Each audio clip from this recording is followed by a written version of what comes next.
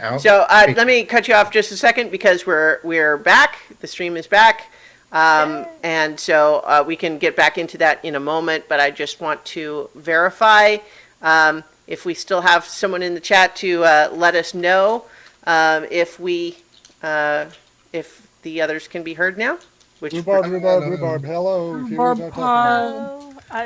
Okay, well, we'll have to, I think, just assume that that will work. And I think we've actually managed to have that gap be short enough that the session is not going to be broken up into two pieces, but we'll have to see. But hopefully that will have solved the issue. We're going to have to wait and see. But in the meantime, you were discussing the dividing up the treasure, so please continue that discussion. I think basically Wilfred would basically say, take this stuff, go sell it down south, and just convert half of it to spell basically enough. And I'll hire somebody to go shopping for him. Basically, bank first. Basically, spell scribing supplies is what Wilfred wants. Well, I mean, you never know. You never know what we could find because, I mean, it's a lot of gold. Yeah. A lot of gold. But the other half, use for supplies for the towns. Because 625 gold, that's a lot of money. That It is can a do lot a lot of of good. You probably want to hang on to some of that. Okay, Yeah. here's what I am proposing. We take the cash, things that we can easily use. We keep that, and we donate the valuables that are more easily used as trade goods to Brinchander, so that they can. Right? Because I don't like the idea of. I mean, these things are luxury items. They don't need them. Well, they would still, even if they gave us the monetary value for them, they would still be able to use those once they got through the pass. Yes. To acquire things. Or bring them up to the coast and take a ship. Yeah, so that's not an issue.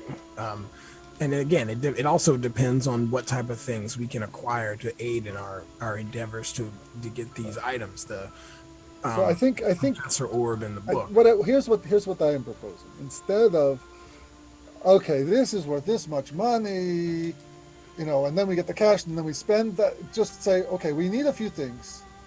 Here are these treasures that we've come across. Go and use them to help the town, and we would like a few things to help our mission, and make it less. I don't know, less accounting, less bookkeeping. Yes. Yeah, and that's fine too. So how about we do that? And I think Brinchander is the best place to do that. Ollie agrees. Well, for that matter, everyone you knew that had any position of power in East Haven was killed during the dragon attack. Yeah. Oh, so the speaker was killed by the Durgar. Mm-hmm. So let's head out to Brinchander. So On the Griffin thing Pass. is that the Brinchander is a little too far away for the Griffins.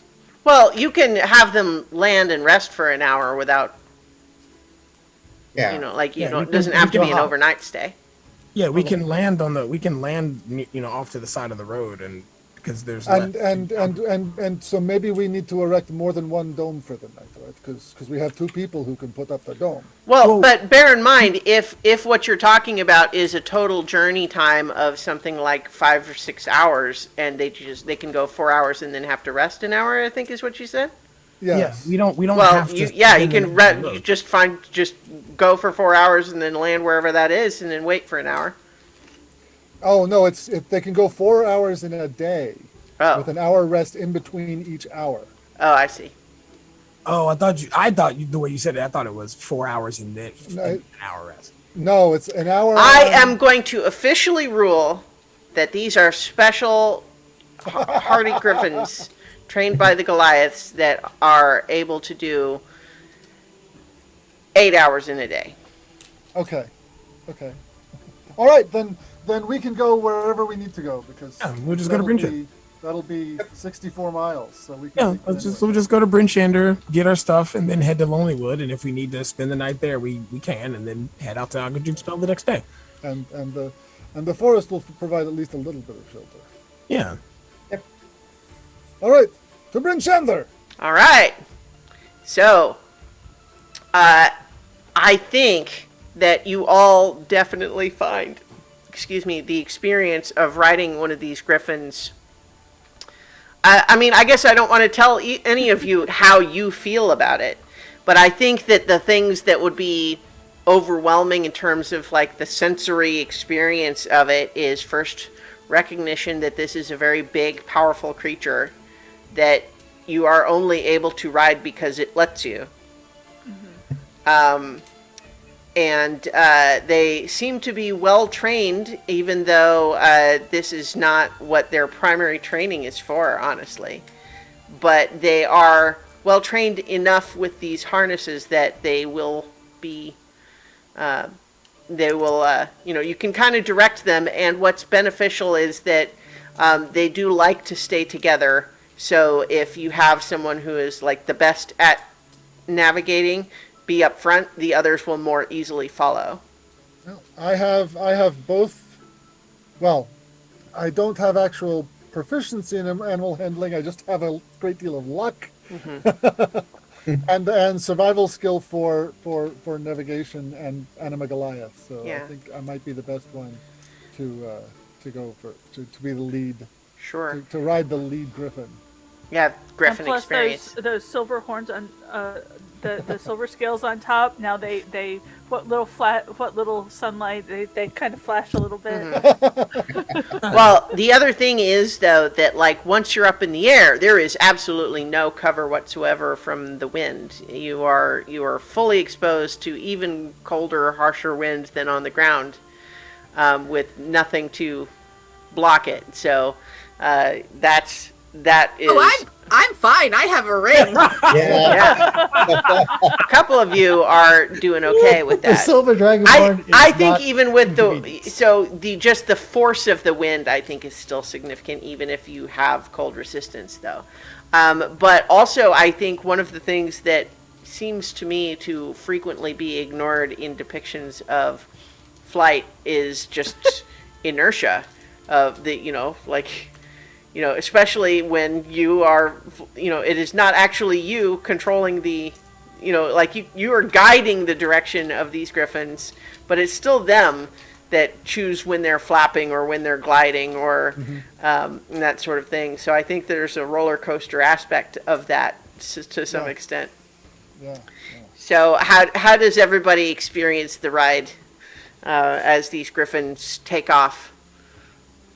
Arvik is Simultaneously exhilarating and terrifying. Arvik feels like it's the most natural. It's where he belongs.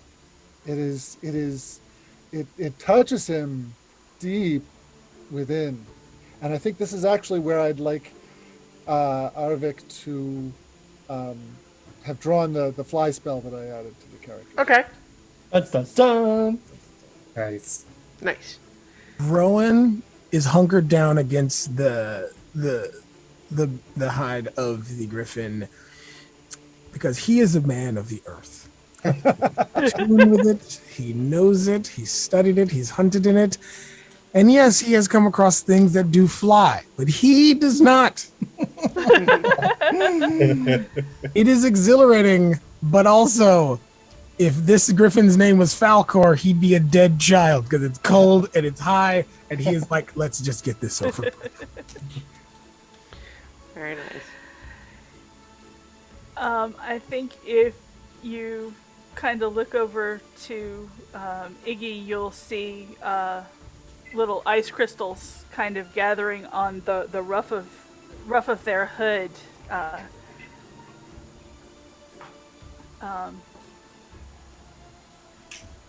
Because he's crying a little because he's missed this so much. Oh, Missed. Miss. I think for Mara, she would be in the back of the formation, and when she thinks no one else is watching, she's just gonna go. Yeah, And yeah. the minute somebody looks back, she'll be like sitting seriously. this is the most exciting thing she's ever done, and like it would even be better if it was the night sky and she could be like trying to touch the moon, but it's not. It's probably daytime.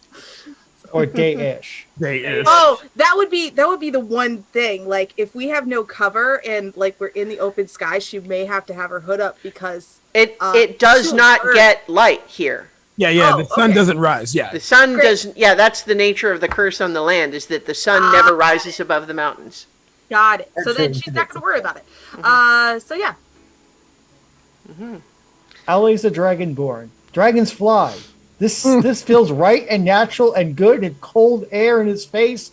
He wishes he could fly himself, but in the meantime, he'll take the griffin seat. Thank you very much. I honestly have this mental image of Aule just kind of riding it, and as his posture, he just kind of straightens up like he's like one of those ancient knights. Yes, thank you. And it's like all I'm missing is a lance to joust with. Griffin jousting lances. Alright. There's an idea. So one of the things that I think you discover, though, is that things look different from the sky. So you have a good map. So with Marcher, or would you prefer I refer to your character as Arvik now? I'm gonna go by Arvik now. All right. So with Arvik leading the way, would you please make for me a survival check at advantage? Okay. 20.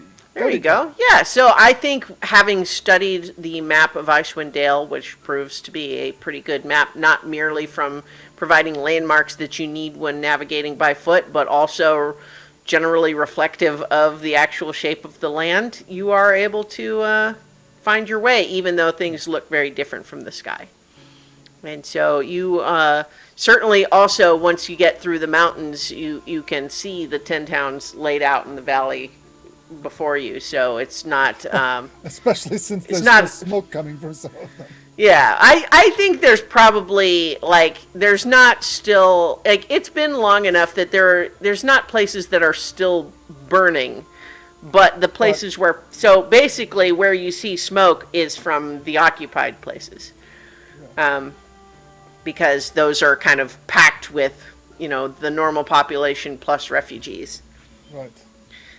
But yes, so you are able to make your way in that direction, and so because we have, we are montaging the logistics of this travel, and we'll just go ahead and say you travel for many hours until you are coasting down towards, I assume, landing on one of the like the hillside just outside of Bryn Shander. Yes. Coasting into land wherever Arvik sees fit. And I will put you on the Bryn Shander map. We may be able to use one of the like the stables for the griffins, Well,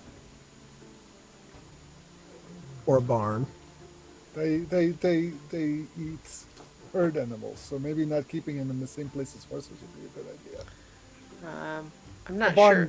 A barn would be better than a stable. I think. So which gate are you landing outside?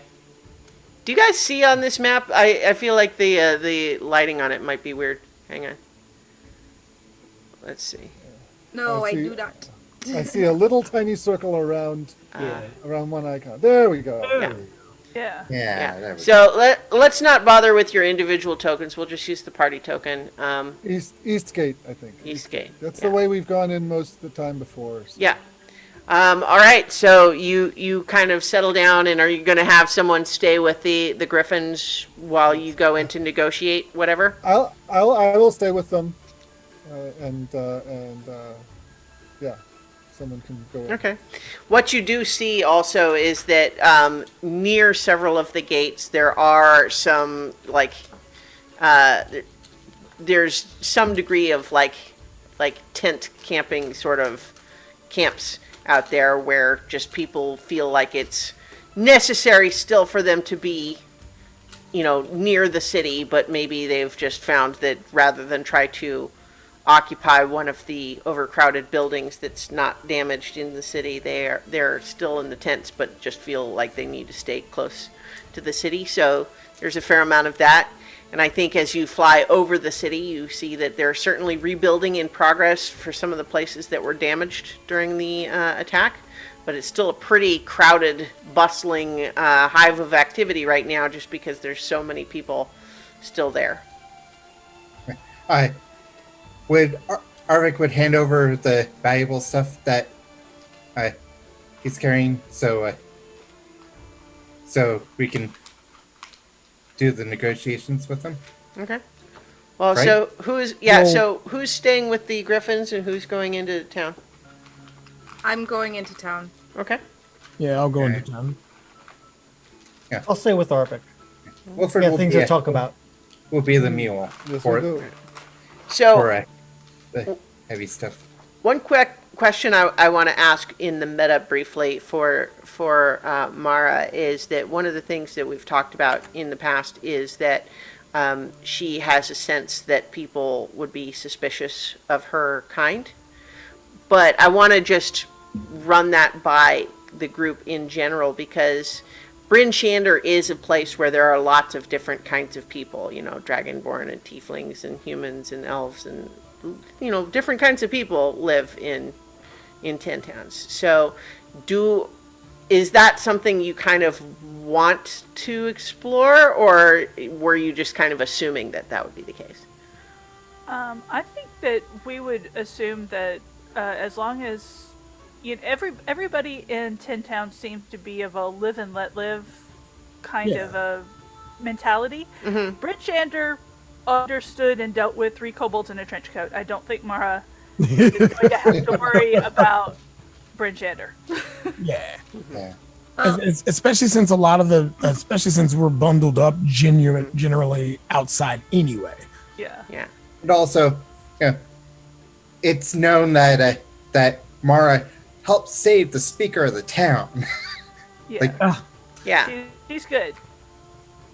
So yeah, and from Mara's standpoint, like this is how she's been treated in other towns, in other locations with her people. So this is like habit for her. Okay.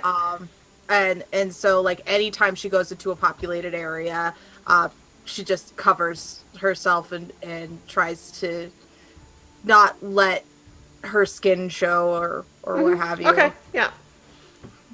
I think it is both the kind of place where people are not likely to make a big deal about that sort of thing, but also certainly not likely to press and ask questions that people seem like they wouldn't want to answer. So Yeah. Plus, So- we killed the dragon. It's true, but this is a hard it's a hard habit to break. yeah. Because she is so used to her people being vilified with good reason. I mean, her people are basically assassins in this realm. So And to be fair, again, outside we're bundled up anyway, so someone kind of pulling into their gear a little bit, especially seeing as there's not a lot of buildings to break the wind anymore. Right. I don't think they'd look twice at that. Okay. yeah. Yeah. So here's another question, and this is for the players, which is to say, I am absolutely in for as much role play as you guys want to do, but if you're just feeling like this is a logistical stop and you would just as soon say, we make these exchanges and then we move on, I'm fine with that too. So you guys let me know how granular you want to make this stopover. I would rather the latter. Yeah, Yeah, I'd let's rather- montage it. Okay. Yeah, and I've already and we already talked offline about what I want to do anyways. Yeah, yeah. Okay, so what I would say is things go pretty much just as you would like. You have enough gold and treasure now that you are pretty much able to get whatever you want for a relatively small fraction of the stuff you have. Duvessa is more than happy to take pricey items off your hands, whether as part of trade or if certainly anything you are donating to the rebuilding fund is very welcome. I think she will casually kind of mention that she has been having some trouble with the people coming from Targos who are feeling like just because they had to abandon their city doesn't mean they shouldn't still get to be in charge. And so she, anything that she can do to give her, maintain her own level of authority is certainly helpful for her. So saying, But I have a does special Edward have relationship with the people who No. killed the dragon and they gave me treasure to help rebuild the town, makes her look good. Yep. So to the party, one of the things I talked with Christiana about is I'm wanting a new set, a breastplate. I want if it's really sparkly, that's fine, but a breastplate is what I'm looking for. And I was going to use the Helm of Telepathy in exchange for that, because the leader of 10 towns has to deal with a lot of people and stuff, and having the at-will ability to know their surface thoughts and potentially more of their intentions could be definitely useful to a leader in her position. I agree. Yeah, Sounds she. good. Mara is all for this because she doesn't want you to have that thing. she thinks that the helmet is part of why you are so traumatized right now. So, yes, to be sure, she sees that helmet as far more valuable than a breastplate and is, willing to give you the breastplate and then some in exchange. Is there anything else that anyone was wanting to get? Because bear in mind, you guys are expedition prep for a visit to the island where you're going to try to, heist from a ice goddess's fortress. I would like a breastplate as well that doesn't cause me to have disadvantage on stealth. Yep. Breastplates are good for that. Yep. Yeah. It's really the best armor for anyone who's.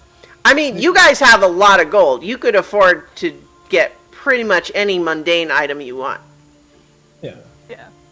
I mean, if we can find some unmundane breastplates, I'm okay with that too. Unmundane armor would be good. Well, but Actually, better armor than chainmail would be good. But Ali's back with Arvik, so Ali may not get it. Right. well, no, I mean, I think we could have stop like for example, you guys could afford a suit of plate armor, right? Like you could afford that at this point. Now, if you wanted to start talking about like magic armor, that gets that's another tier of expensive, and it starts Yeah. becoming something we Yeah, would have to I pay think attention to. We can absolutely have Aule and Arvik talking for a while, and then it's like, okay, they've got what they want. We're going to swap out, Yeah. and you're going to go get yourself some spandy new armor that's Right. better than what you've got.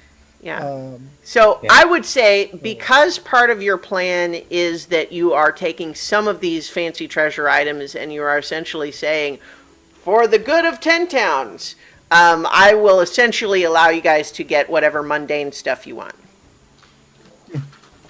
I'm pretty much set. Yeah, and I'm set too. Right, Yeah. great. Well, for like a couple hundred gold worth of magic, spell scribing supplies, and then and I think some plate mail would be nice. Plate mail. Yeah. All right, great. Plate armor for the meat shields. Sure. No, that's good. And it's specially insulated plate for this setting. I think that if we ever get to a point where we're really, nickeling and diming the doffing and donning of this armor, I think there's, you know what, I really don't care about that stuff, so never mind. But yeah, so we're getting breastplates for Rowan and Mara, and plate armor for Ale and Wilfred. Yep. Yeah. All right, great. And we can definitely trade in the armor that the heroes were wearing when they saved Shander. Yeah. Yeah. It might have Oh, yeah. sentimental value.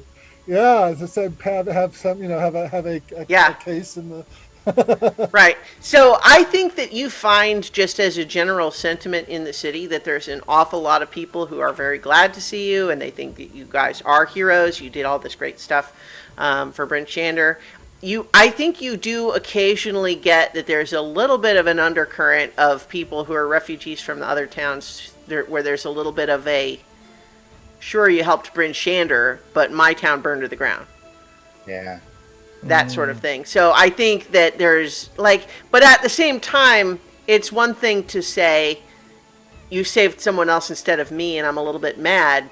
But there's a I think a gulf between that and someone who actually holds thinks that you're bad and would want to hurt you for it. You know what I mean? It's like, they wish you made different choices, but it's different than saying that you're their enemy. But as mentioned, Duvessa also says that the people who are in charge in Targos would like to be in charge here now. And so she's having to fend off some of that stuff. And they are absolutely fanning up some of that sentiment. But, especially... Hopefully some... Yeah. Yeah, hopefully some valuables and Yeah. and such like will assist with that. Yes, absolutely it will. And so she is very appreciative of that. And that's why she makes it simple for you guys to get whatever you want. Especially because, in theory, what you're doing is hey, wouldn't this be a good investment if you guys were actually able to end the Rime of the Frostmaiden and make the 10 towns not a nightmare of frozen wasteland again? Wouldn't that be nice? Yes. So you guys are able to get those things, and then you stay the night? Do we need to at this point? Because, Well, I mean, not necessarily. It's up to you.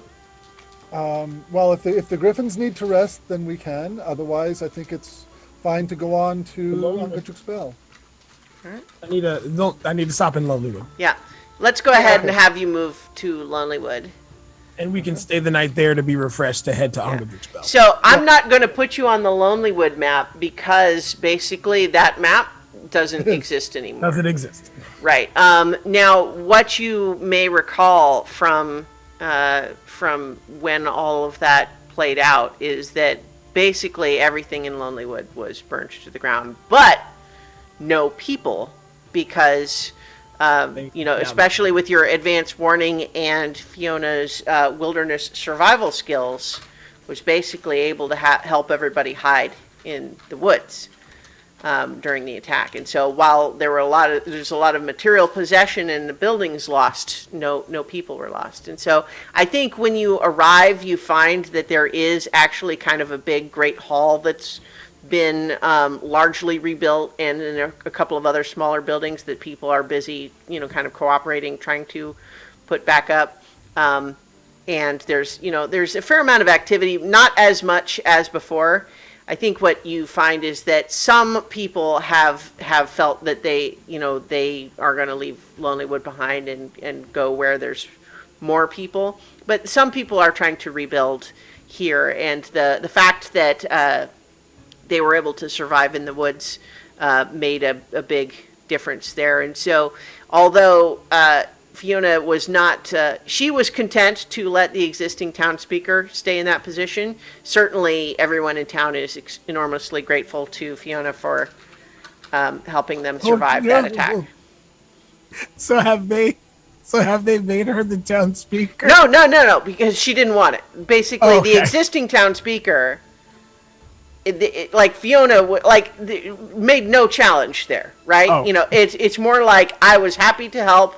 You stay in charge. That's fine. I did what I did to help the town. Now you can help organize all of this stuff. I will keep trying to, help people survive. But, yeah, so the existing the halfling lady town speaker there is still in charge, but And and with the bushy little helper, no one in Tin Towns, no one in Lonelywood will be hungry because it makes berries. Those special berries.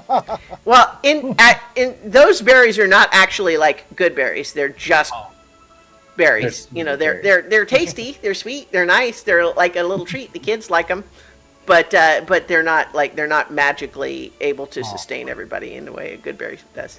Alas. That'd be amazing if they Awesome. Yes, but so I think though that you land there. There's a lot of excitement that flying in on griffins is very exciting. Before we get to Lonelywood, I do have one question. Sure. Did that damn cauldron ever show up?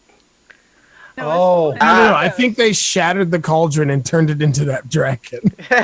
No, No, it's different Tarkus. people though. Yeah, it was the Zentarum that stole the cauldron. Oh, The Tarman Targos. Yeah, those yeah. people. And it was not made of Chardolin either. It was magical in its own way.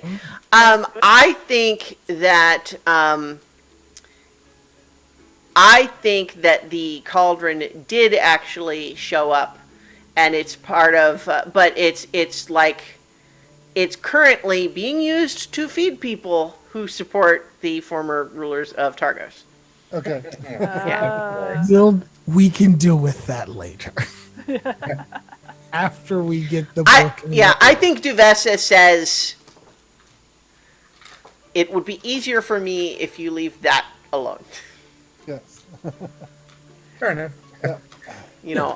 Because it's one thing to say, I wish those people would stop making trouble, the Targos crew. But on the other hand, I also don't want to be responsible for them saying, we were feeding everybody with this magical artifact, and then mean old Duvessa Shane came and had her hired goons take it away. Yeah. Again, we can do that later. It's fine. Yeah. So, but yes, that it definitely made its way to those individuals, and it was salvaged from Targos when they left. Okay. Yeah. All right, but so obviously Fiona is very glad to see you all, and I think as you kind of check in with her, do you want to initiate this or? Yeah.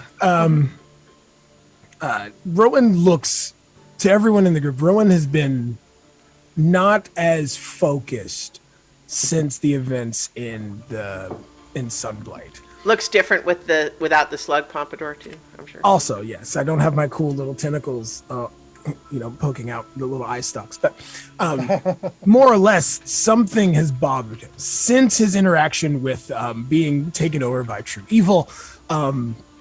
He's been more worried and more concerned about the gravity of what he's doing. And it seems that he has hit not a turning point, but a maturation point. Like, again, sharpshooter, fancy bow shooting, younger, warrior. He's leveled out some, and he's become far more understanding and preparing himself to deal with this. And so when he approaches his mother, it is not without care and happiness, but there's definitely a serious mode to him at this point. And he's like, Mom, I remember when I was growing up, you mentioned an item you had that helped us escape. It kept you alert and quick to rise when danger approached us and being hounded by assassins. That's needed.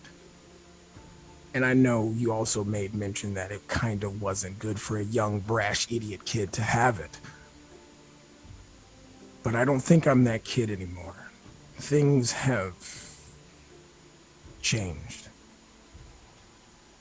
And he explains to her what happened, but also, and wants to know if it survived the attack. She's listened to all of this with kind of like a solemn expression. I think when you talk about your experience with that statue. She's holding her breath a little bit. She's listening to you, but as you finish, she kind of nods and she goes to like, you know, her where she's got some supplies set up, and she pulls out a long bundle that's wrapped up in a blanket, and she unrolls it, and it is. Are you doing this in private, or would everyone be No, around? it's fine. Okay. Seeing as they were there when I literally was a madman on the floor, so it's Sure, fine. sure. Yeah, so she unwraps it, and what you see is just a beautiful longbow. And I think those of you who are inclined to notice such things suspect that it is probably magical in some way. And so she shows it to you, and she says,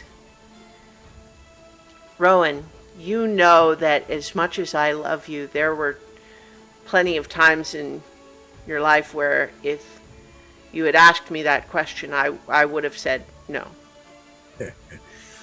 You know, I've learned to shoot center mass. Well, I thought about not even coming back to get this, but I'm gonna be honest. I don't know if we're all gonna make it back from this. What we're about to go do is surreally dangerous. Even if we don't face the Frostmaiden directly, we're going to steal from her. She already doesn't like us. We've already put a very large crink in her plans. We changed the weather without her, even with her curse.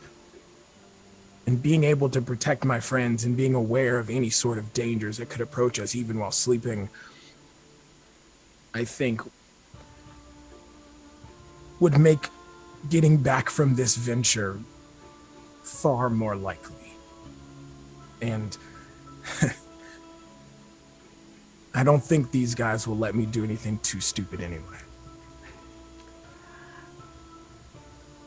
the very fact that you anticipated all of the things that I would have used to say no if you had asked at other times suggests to me that you are, in fact, ready. My hesitation would have always been that what this does is make you more ready to fight. And I think that there have been times where you were plenty ready to fight, perhaps more ready than you needed to be. But now it seems like you need to be as ready as possible. Yeah. And she hands it over. And I swap out. I'll give her my longbow. Mm-hmm. So on a meta level, what is it? What actually is it? It is a longbow of warning, which gains advantage on initiative rolls, and anyone within 30 feet can't be surprised. Even if you're asleep, it will wake you up if you're about to be attacked. Oh, Ah, very good. Yeah, and you know, I think back now, if only I'd had this when an assassin shot me in the face. We live, we learn. Yes, after you take 30 some points of damage with poison. So she looks at you, though, and says, I'm not asking for it back. But I will say, as ready as you need to be careful. Don't forget the lessons that you've learned. You're doing something frightfully dangerous. And I can't say that I'm not afraid for you, but I do believe in you. Well,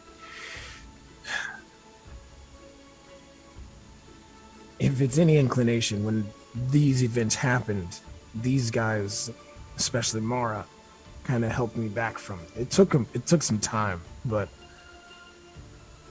feel pretty safe with these guys. We've done a lot. And it seems like Tin Towns is going to have us or need us to do a little bit more just yet. So hopefully if something does happen to me, one of you guys will take this bow and get everyone else at least back here. We won't let you fall. Nope. Nope. That's what paladins do, man. That is what friends do. Just be the person that I know you to be.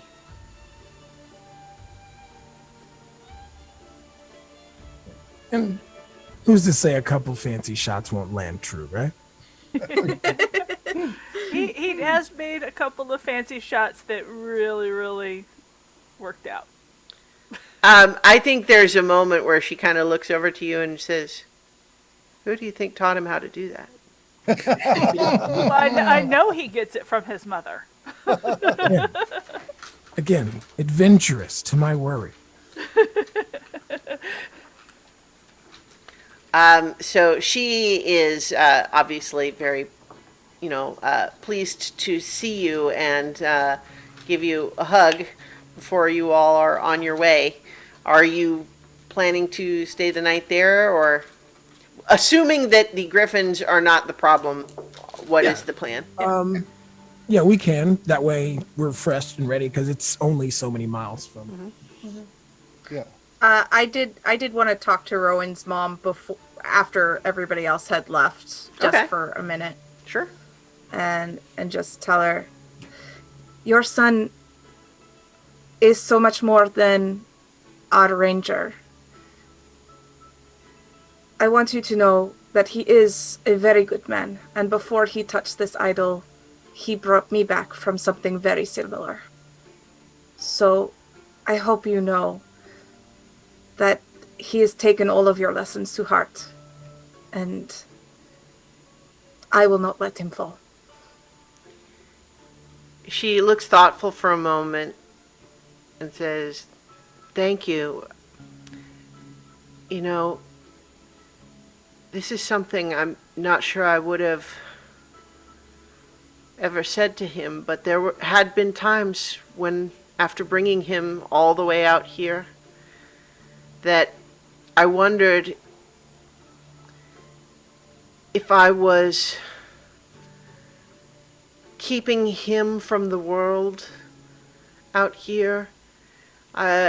In my effort to protect him from those who would harm him elsewhere, was I keeping him from becoming what he's meant to be in the world? And yet, it seems like he's finding his way to do that anyway."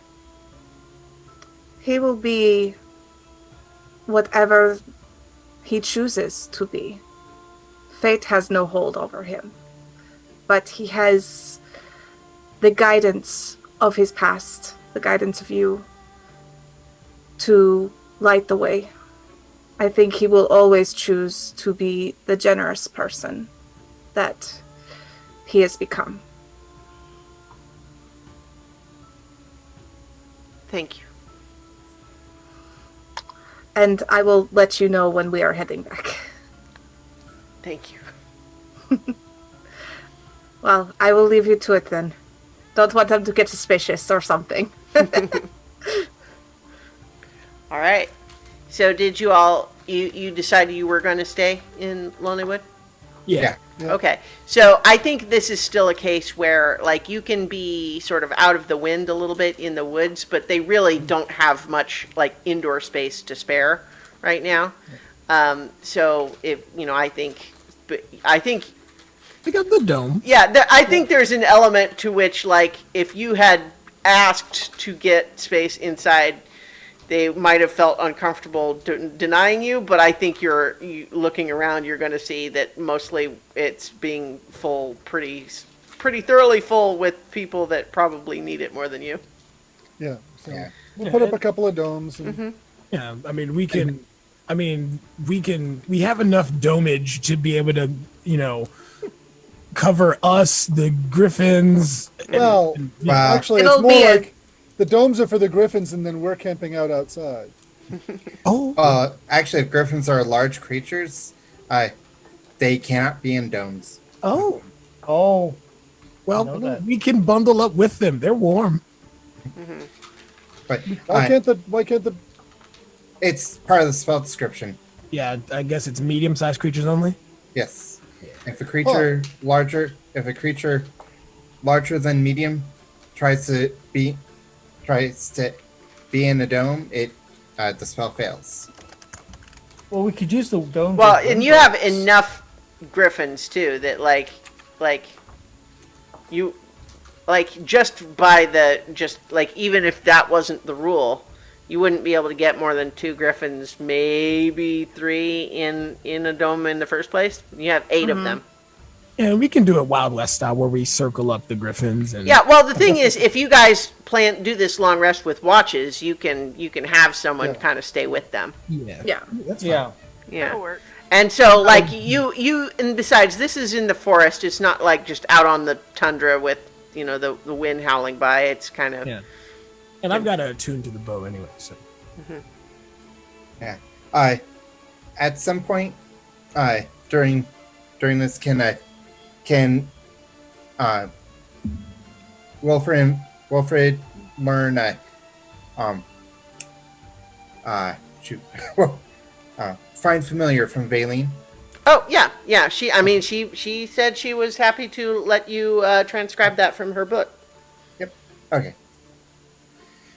Good. During my watch, I plan to use ceremony to make holy water, to make a flask of holy water. Oh, okay, great. Yeah. Wow. All right. So I think while she is sort of giving you access to her spell book, I think Wilfred Valine does kind of just talk to you a little bit of saying, even though you have not made it your full-time pursuit, you obviously have an interest in the arcane. I wonder what your ultimate goals are in that vein. That is something that I'm not very sure of myself. Perhaps if I had unlocked the secrets in the time that was allotted to me, I might have that idea now. But There are plenty who once tried to tell me that I didn't have what it took. And I had to make the best of my family connections and wealth to ensure that I had the access necessary to prove them wrong. well, when the person that wishes to deny you access is the one who is your father, it's hard to leverage any family access, any family wealth. Well, if you are open to a suggestion in this matter, I would advise you to give some thought to a long-term goal.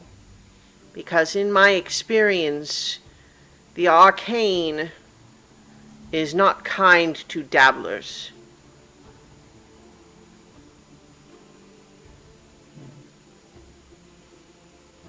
Okay.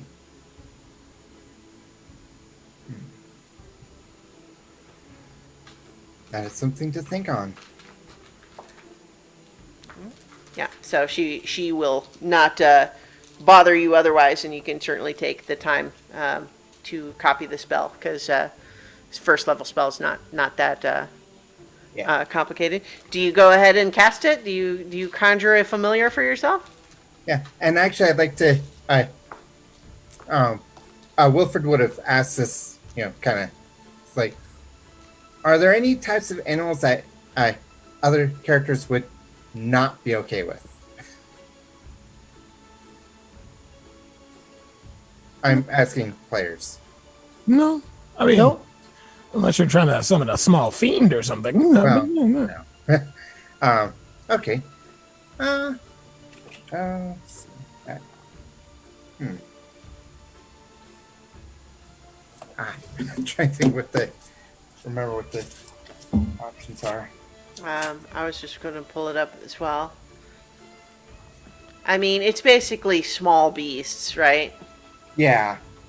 Eh, I mean, the standard ones in the spell: bat, cat, crab, frog, hawk, lizard, octopus, owl, poisonous snake, fish, rat, raven, seahorse, spider, or weasel are the ones that it lists. But I don't think that I would.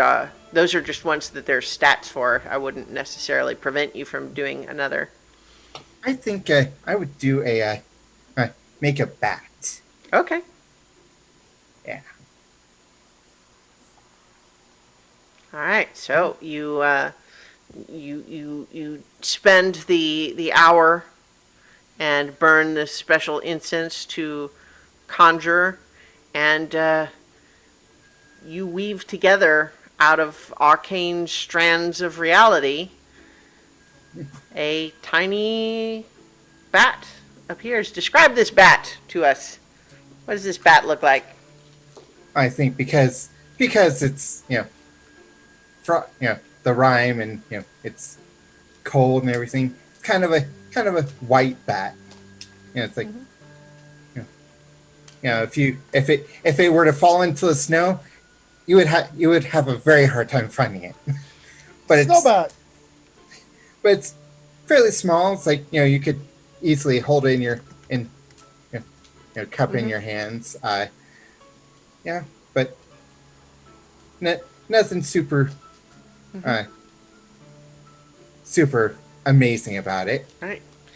But certainly, I would imagine it's a new experience when you realize that you are able to communicate with this bat telepathically. You're able to sort of summon it and dismiss it at your whim, And see through its eyes when you wish.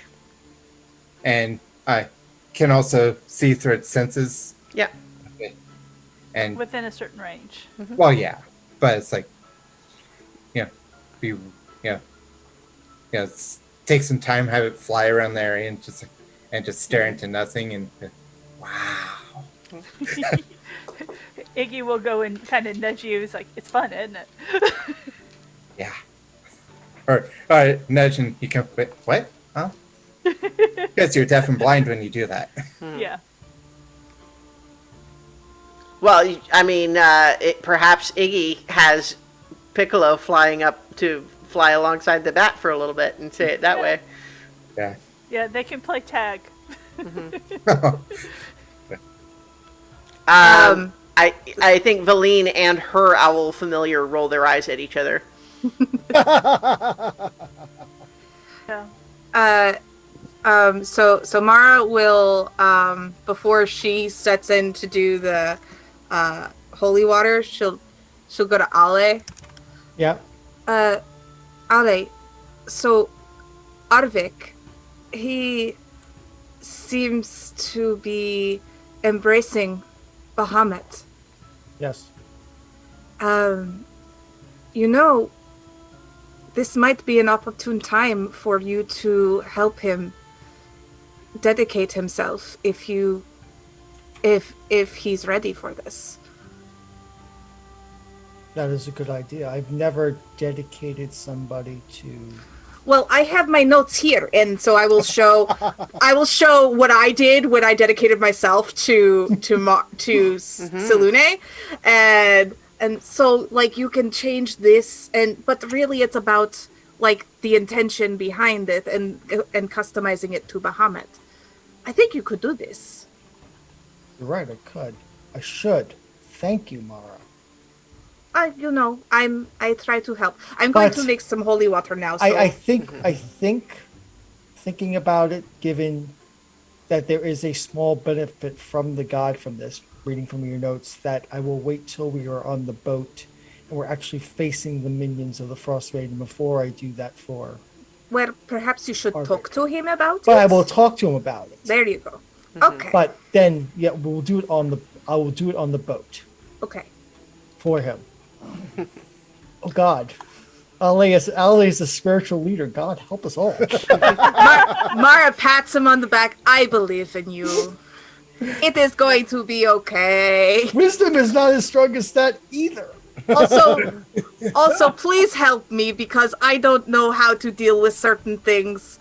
Oh, And actually, it's 14 wisdom. Never mind. There are certain things that you had mentioned that came through, and I'm not really sure how to deal with it. Prophecy and the future are things that are difficult for anybody. Well, no, it's not about prophecy. Well, maybe. Oh, that. That. Oh, yeah. If you need to talk, Your voice absolutely. down. No, it's He's playing. He's playing with the bat. well, It's okay. Yeah. So, I cast a really good spell on him to make sure he didn't die, and I told him, I don't want you to die. He said, I love you too much to die, and I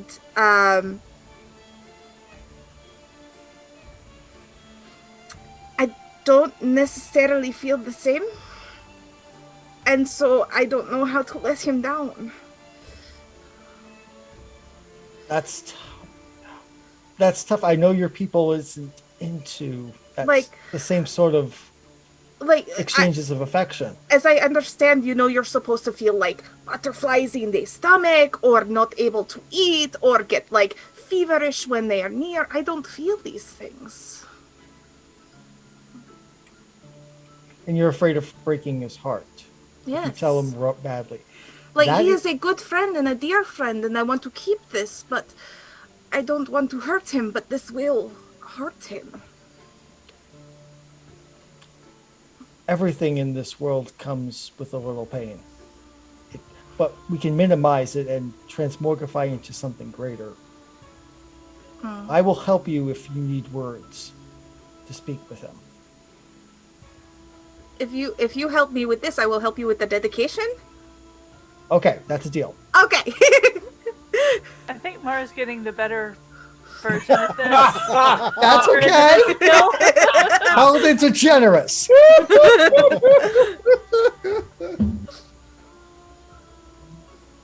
don't deal with very many emotions for myself very well. This is terrible.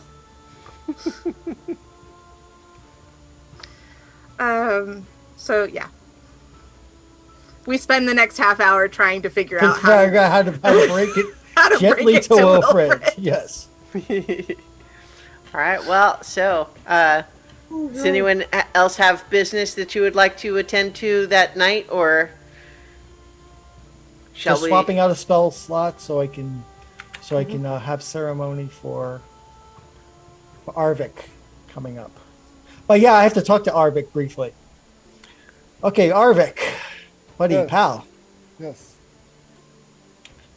We've been through a lot recently, Yes, we have.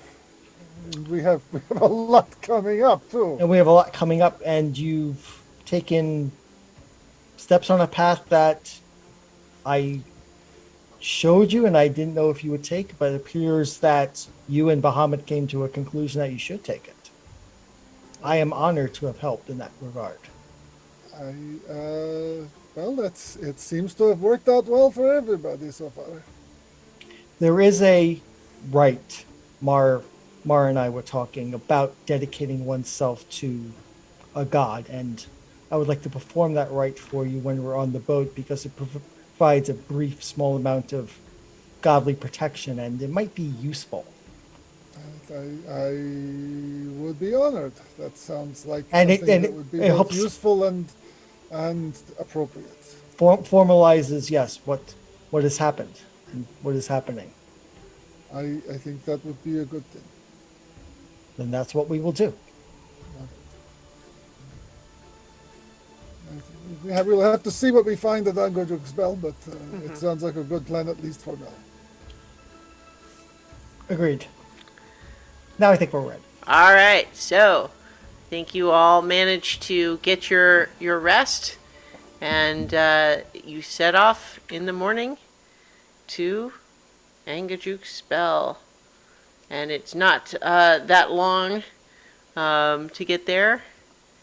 I'm switching the... Takes a little bit longer when I have to switch the audio ambiance. All right, let's get you on that map. You still keeping track of the date? You know what? I've not. I've lost track. I think it's only been 2 nights since our last one, so we can. Yeah, I will go back and re get back to that at some point. But you've also kind of passed some of the places where it matters more. So, all right. So let's go ahead and move you to this new map. You guys probably don't see anything yet. Not yet. Let me put you on the... Come on. Where's this?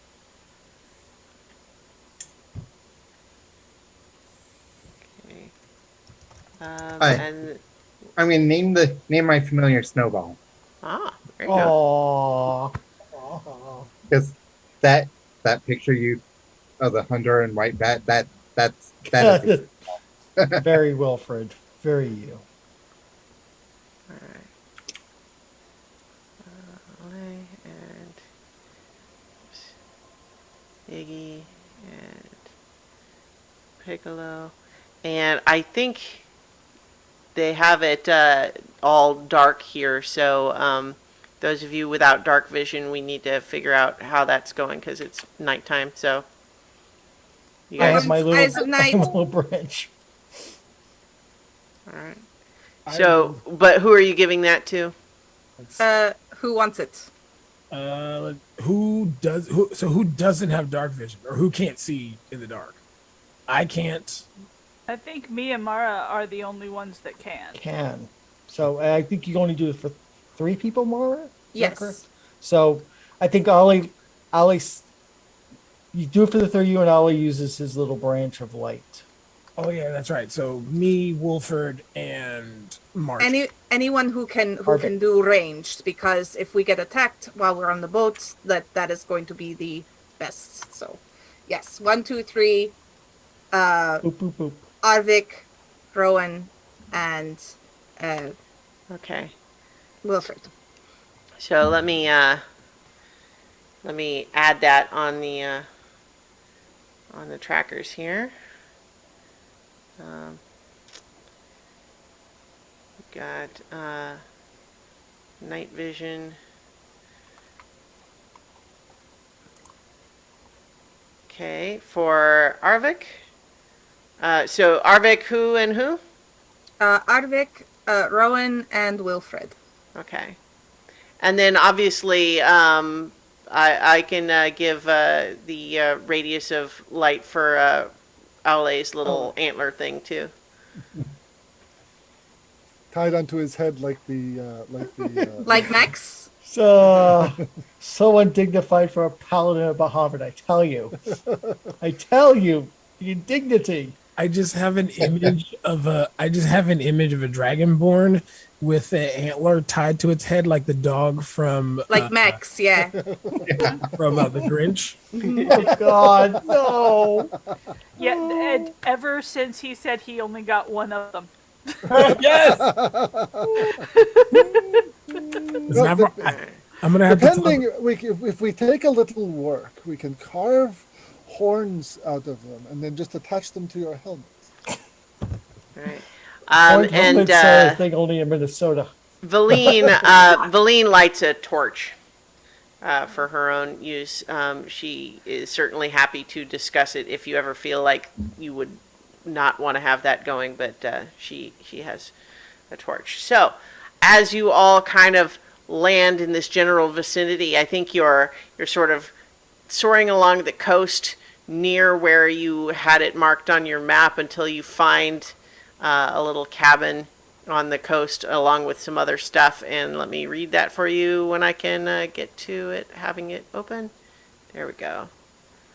So, as you are landing, you see that there's a frozen pier with a rowboat stuck in the ice, trapped against a 10-foot long wooden pier.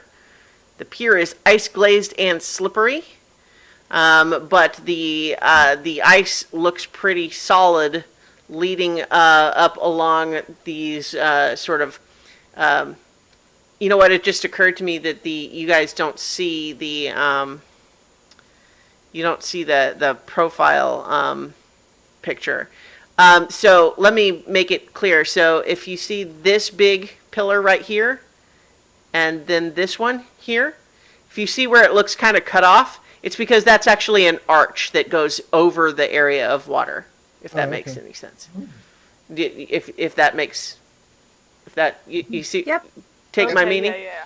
Okay, so you can see that the ice looks relatively thick, except where obviously there's water, in the middle of that sort of arch, and then there's some sort of a pier-like wooden structure at the far side of the of that arch as well, and then there's also a tiny little cabin near the pier.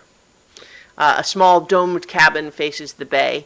A bloated door covered in ice and dormant barnacles hangs slightly ajar on rusted hinges. Barnacles. Almost looks like it's a An Like a overturned boat. boat. Yeah. made into a cabin. Yeah, could be. I'd like to go. Well, I'll like to go up and investigate the little Cabin? the little cabin. All right. So, you open the door there. It's kind of hanging slightly ajar, and it's kind of bloated from moisture and everything. But it doesn't offer much in the way of like real resistance. And inside, you can see that like thick rime, like that sort of spiky frost that forms on things, coats every surface and object inside the cabin, including a bed draped in a thick knit blanket.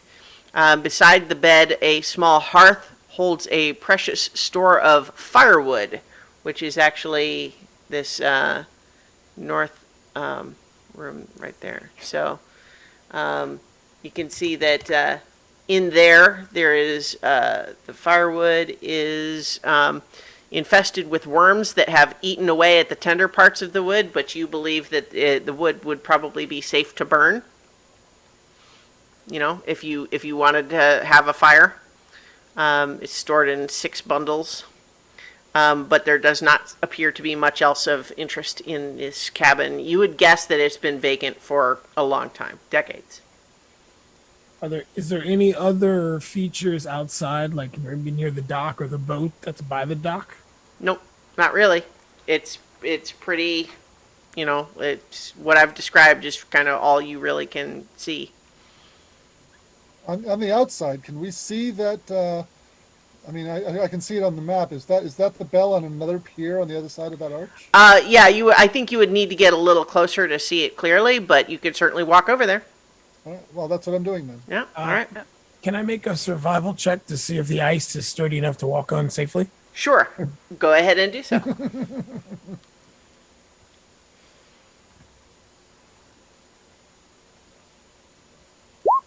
After 15. 3 of us 15. have already stepped out on. Yeah, so the ice, you think you would want to probably avoid getting within 5 feet of the open water, but that otherwise you think it's safe to walk on. Okay, I was so we planning could, on getting that close anyways. Yeah, So so basically just kinda give like- that area a wide berth, and otherwise it's fine. Okay. Yeah, so what you see at that area is that there is a 1-foot diameter copper bell dangling from a 10-foot tall wooden pole attached to this short wooden pier. The bell comes with a rope and clapper, and there is nothing else of interest on the little pier. Wow. Don't Shall know we ring where, the bell? I don't know where a ship is going to dock around here, but let's give it a shot. It's called Angajuke's bell. Might as well ring it. Yeah. Oh, yeah, there you go. Let's everyone Good not job. be on the ice when we ring the bell. Yeah, I think that you know, the bell itself would certainly probably be deeper and more resonant than the clang clang clang, that sort of bell. But you go ahead and you ring it. Yeah. All right. So you ring it, and it sounds out along, you know, resonates through the air. You would imagine it could probably be heard from quite a ways away. Nothing happens right away. Do you do anything? Are you just waiting, or? Ring it again. Looking around. All right. There's something magical. Something. I don't mind. I mean, we could ring it again. I mean, Yeah. it could be magical, and you have to ring it a certain amount of time. I could look on it and see if there are instructions inscribed on it or something. It doesn't seem to be. It's like, unless you're. I mean, you're not. If it's one thing if you do detect magic or something, but there's nothing like written Sure. on the bell. I will do detect magic. Okay, it's not magical. That's fine, because that was a ritual. And we had 10 minutes for that. Sure. But I think actually, you know what, I'm going to say that you don't get that ritual because before you are done with it, you're all just kind of looking around, and whoever's kind of spotting in the sky sees that, and maybe even hears that there are 3 big winged shapes approaching from the sky. And you guys, whoever would like, can make a perception check. Well, let's do that. All of us need to. How about if we Oh. give advantage? How about a 9? 8. I got a 10. I got a 7. An 11. Wow. There we go. Mara! Mara sees all. Mara with the 19. The Luna gives me great sight. What can I say? Sight beyond sight? Yes. And then I call out, and then there is all these cats that come. We call them the lightning cats. All right. So, what you spot in the sky, Mara, is that there seem to be 3 enormous birds, large in size, that seem to be headed your direction. You would guess that they look a bit like vultures that are heading your way, perhaps attracted by the sound. Oh dear. And we're gonna roll initiative. There are 3 big birds coming, and I don't think they are here to transport us.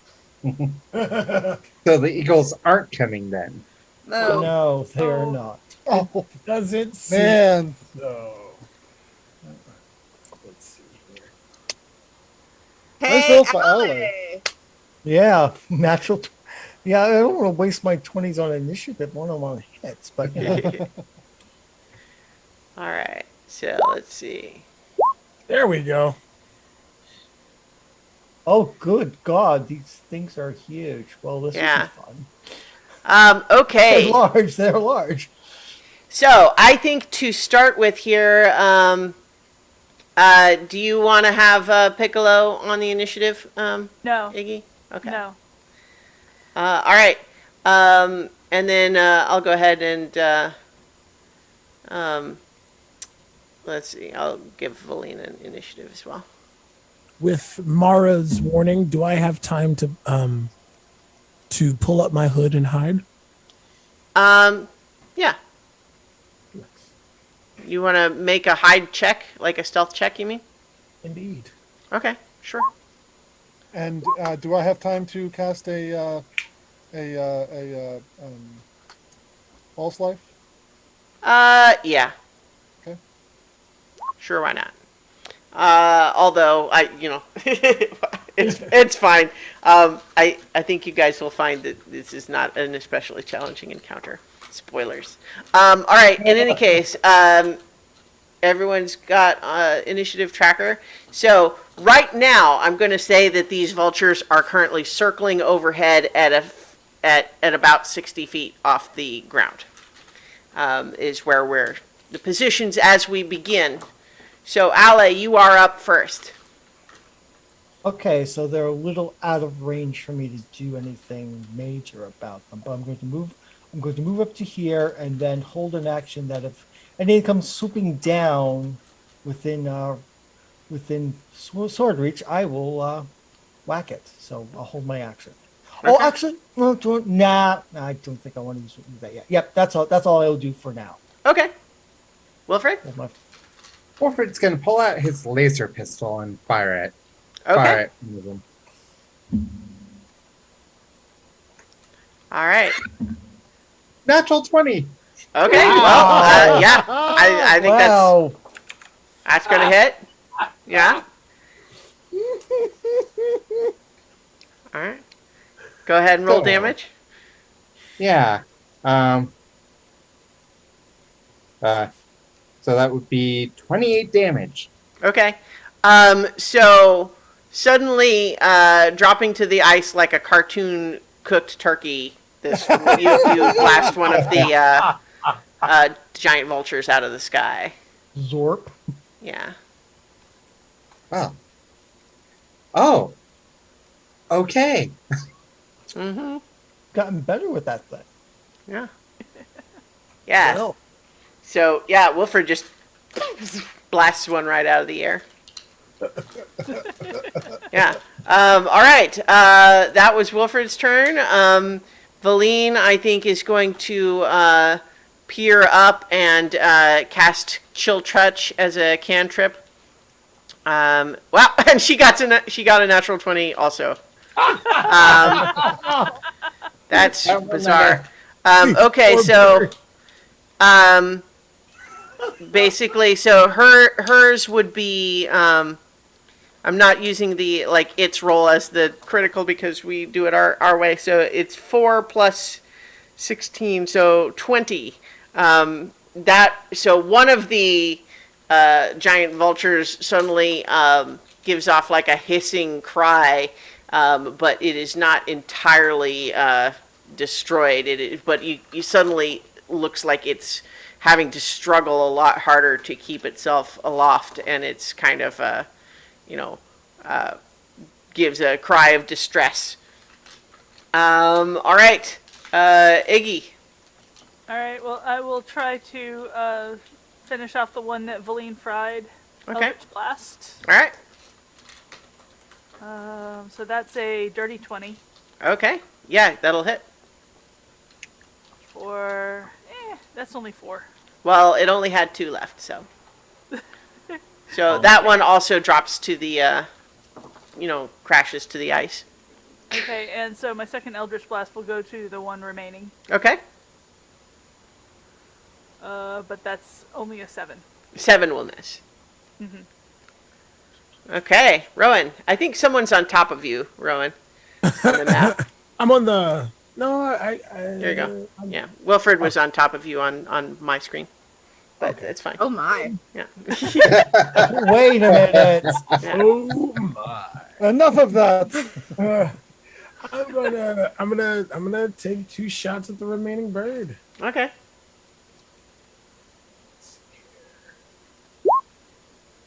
23. Okay. Yeah, that's definitely hits. 13 points of damage. Okay. Oh, wait, but no, I'm sorry, not 13. It's just 8. Because had that been hit? No, that hadn't. No, been. this one had not been. Okay, so yeah, just 8 points. Okay, yeah, you hit it with an arrow, and it's a little too big to be down by just that, but you certainly wounded it. All right, here's second shot. 12 points. 12 does hit. Yeah. Oh, does it? Yeah. And it has been hurt now. Yes. Oh, 6 points. All right. So once again, you've dealt it another injury, but it is not completely downed. Yeah, that's it for me. All right. So I have an aversion to killing things. I see it as very injured, so I'm just like, I will let everybody else kill it. I don't really want to have a crisis right now. Shoo, Understandable. go away, bird. You could, Shoo. you could, Go you away! Bad could- birds! could, You you can could use hold an command action. and say command and say shoot. You could hold an action to cast a cantrip if it attacks us. Sure, I will hold a word of radiance if it gets too close. So I guess oh. that's down to me. Yeah. Yeah, Ray of Frost. Okay. The classic. Is it? And Nope, yeah, I 60 only feet. got Okay. an 8. An 8 misses, unfortunately. And then on the giant vulture's turn, it flies away because. Bye bye! Yeah. All right, so you have 2 dead giant vultures out on the ice if you want to do anything with that. Can I go get? Could I eat the one Wilford shot? I mean, you could eat both of them if you want. I mean, I described it as falling down like a cooked cartoon turkey, but, you know. Yeah, I was actually I- thinking put it in the water and maybe we can lure the boat What? up. What? Okay. Didn't Um, the rumor yeah, say I'm that the gonna- boat was on the back of a whale? Oh, okay. That's possible. But Oh, sure. Yes. Then I will go retrieve 2 vulture carcasses. I'm gonna get some big old feathers while we're doing that. Okay. So I'm gonna harvest some big. Wilford will help with the retrieving of vultures. All right. So you guys are kind of busying yourself with that, and you're just kind of hanging out, waiting to see what, if anything else, might happen. Are we sending the griffins away? Well, I mean, you guys tell me. imagine you Yeah. probably did. I would say not yet, Okay. just in case we don't find the transport. So Mara will go to the griffins and just hang out with them until we're ready to leave. Just in case something happens. All right. So, as you are kind of hanging out and waiting, about half an hour goes by, and everyone can make a perception check. Those in particular who are staying kind of like out on the ice near this whole thing. Oh, Well, God. Mara with the 26 there, I think wins. Again. Mara. perception is one of the things I'm really good at. Yeah. So I was a nat 20, by the way. I think you hear from the water. Would Mara have any context for what whale song sounds like? Because that's basically what she hears, is just sort of. I think it would remind her of the Shadowfell and like one of the few good memories she has of the Shadowfell, where it's like a mournful lullaby. But she doesn't actually know what a whale is. She's never seen a whale before. But that's what she's reminded of. Okay. So I will turn and call, or I will turn and and say with thaumaturgy, there is something coming. So with thaumaturgy, like. Yeah, like throw my voice the 30 feet. Oh, okay, okay. I would just usually think of thaumaturgy as like making it loud, but yeah, that's fine. Okay. Yeah, so you do that, and I think as you all watch this hole in the ice for a moment, there's the first thing to happen is that you see what looks like just a dolphin breach the surface and sort of pops its head up, blows water and air through its blowhole, takes a breath, and kind of just looks up around at you, and then goes back under the water. What was that? Like, nobody's around me, but like Mara's like, that's so cool. I think also, Mara's over. You've got your token over on the coast. Is that where you Right. are? Because that's where the griffins are. Oh, okay, right. Yeah. All right.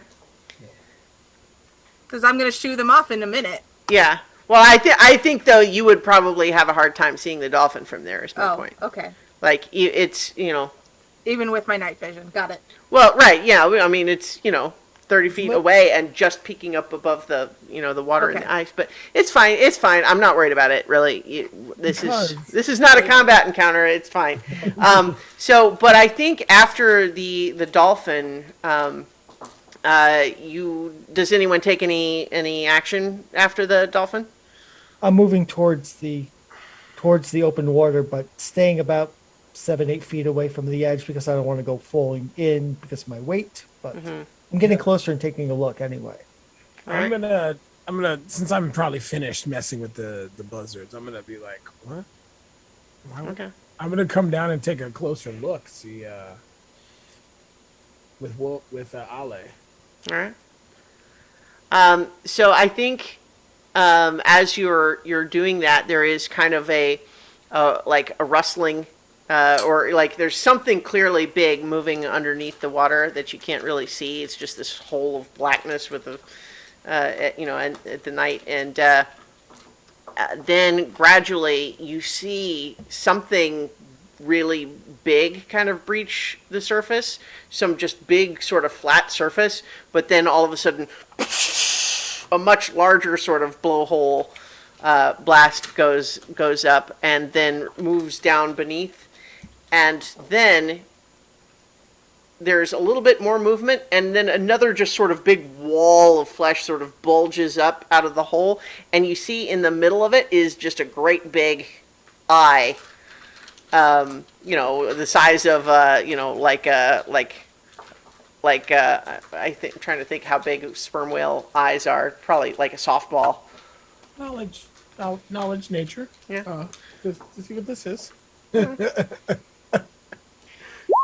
Oh, 23. Yeah, it's a whale. This is a whale, it you see the eye sort of looking around as it sort of peers around, then all of you there hear a deep resonant voice go, "Hello, who are you?" We are the Seekers. This is all like vibrating like from beneath the ice. We are the Seekers. I am Ali Argentmer. Who are you? I am Angajuk. Did you ring my bell? Yes, we I did. did. We did. Why? We were looking for transport to Arl's Island. So the eye sort of goes back beneath the water for a moment, and then there is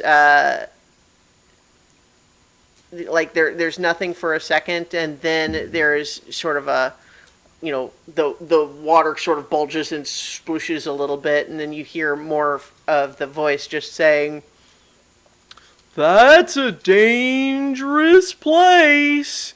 Are you sure you want to go there?" We are sure. We are sure. There's a big, once again, sort of just this wall of flesh bulging up through the hole, where you see that there's a place on the side of this whale that bears the pretty, deep, nasty-looking, gigantic talon scars. And just says, "There's a bird there that did this. Are you still sure?" Positive. Absolutely. I wave at Mara to come closer. Okay, and so Mara will say, "All right, Beaky, you go home now. Go home now. Go on, go." And then I will come running over. Make an animal handling check. Oh God, Oh, that is the thing that I'm not as good at. With a 4. Oh, I think I get bit. it nips at you, and I don't think yeah. you really take much damage because it's not really trying to hurt you so much as just express annoyance that you're chattering at it, and it's like, what are you talking about? I don't You're listen not to even you. a Goliath. What's wrong with Yeah. you? I don't know. But yeah, so you know, you so why do you want to go there if it's so dangerous? We have to retrieve items that have been taken from us and hidden there. We Huh. oppose the Frostmaiden. Well, I do have a boat for transporting people, but I don't know. I've had some bad experiences with whalers. How do I know you're not trying to trick me? If you come in, if whalers are after you or come after you while we're with you, we can handle them easy peasy. Also, if there's a nasty bird that attacks you, we can also take care of that as well. At least we can try.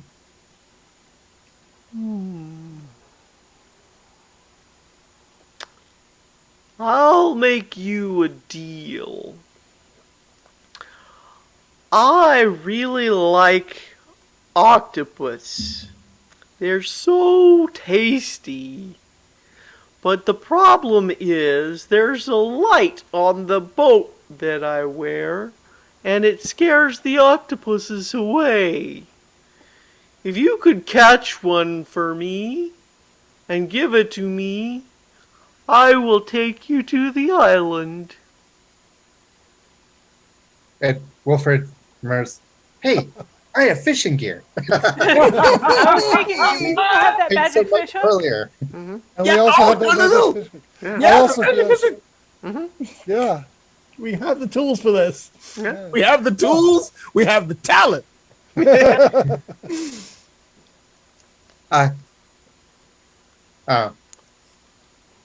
Well, Raymond going, Rowan, I think you might be more able to use these than Yeah, I'll take a shot at it. I'm Yeah. not too bad.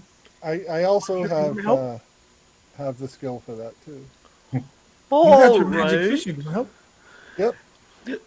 If So- you're so- gonna catch one for me, I better make myself scarce so it doesn't scare them away. By But the I'll way, stay nearby. If you ring the bell again, I'll come back. By the way, Angajuk, do you like, since you had problems with a nasty bird, do you eat birds? Not usually. Well, we But have that's to because here. they don't come under the water very much. I go ahead and give them the two carcasses, the carcasses from the vultures. Down payment. Well, all right, I'll try, but I would really like an octopus. We'll We'll work, work on on that. that. We're on it. Consider this an appetizer. The hole is briefly filled with an enormous tail fluke that sort of flips up and splashes a fair amount of water out, and then Oh god. goes back Do we underneath. need to take a do we need No. to make a dexterity check? No, yeah, there's no save from it. You just get splattered with cold water. Is all. I mean, not enough that you're soaked or it's dangerous, but just like, you're in the splash zone. You knew what you were buying tickets for. Anyone who has hair, it's now frozen. the reason why Wilfred keeps his hair covered. Well, All right, so we get out our fishing gear and we. What's the best lure for an octopus? I think it'd probably be a crab, right? let's see here. What do I have in my equipment? Well, No, Wilfred literally has fishing gear that we found earlier, and he will Yeah. hand it over to whoever needs. Well, yes, and you can do that, and then you can make a minor illusion of a crab. Right. To be on the hook. And would Yeah. it be a survival check for fishing? Yeah, hang on. Let me, there's specific rules for it. Let me see if I can find those again. Because I think the magic fishing pole has its own sort of rules that are built Yes. into it. But then for regular fishing gear, um, Darn. Yeah, I forgot about that. None of the animals in my bag of tricks are fishers. Fishers. all right, hang on. Um, let's see. Okay. Where is that? Because I don't have the. Let's see.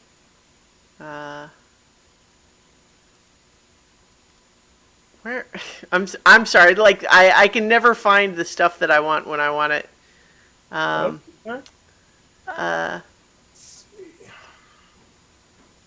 Where is that wilderness survival section?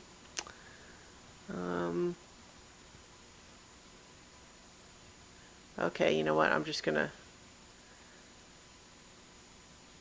Roll20 does many things very well, but searchable text is not its strong suit.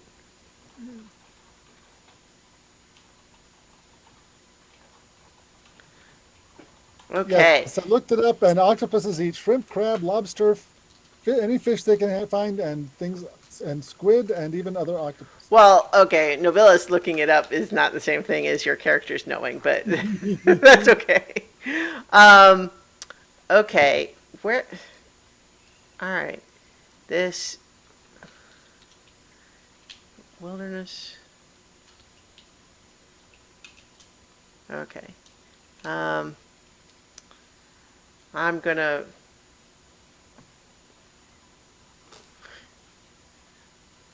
Gosh, yeah, sorry, this is taking longer than I thought, just because there's a specific spot in here where it's like refer to the rules for fishing, except that it's like, okay, but where are those? There we go. Fishing for knucklehead trout. There's a link here in the okay.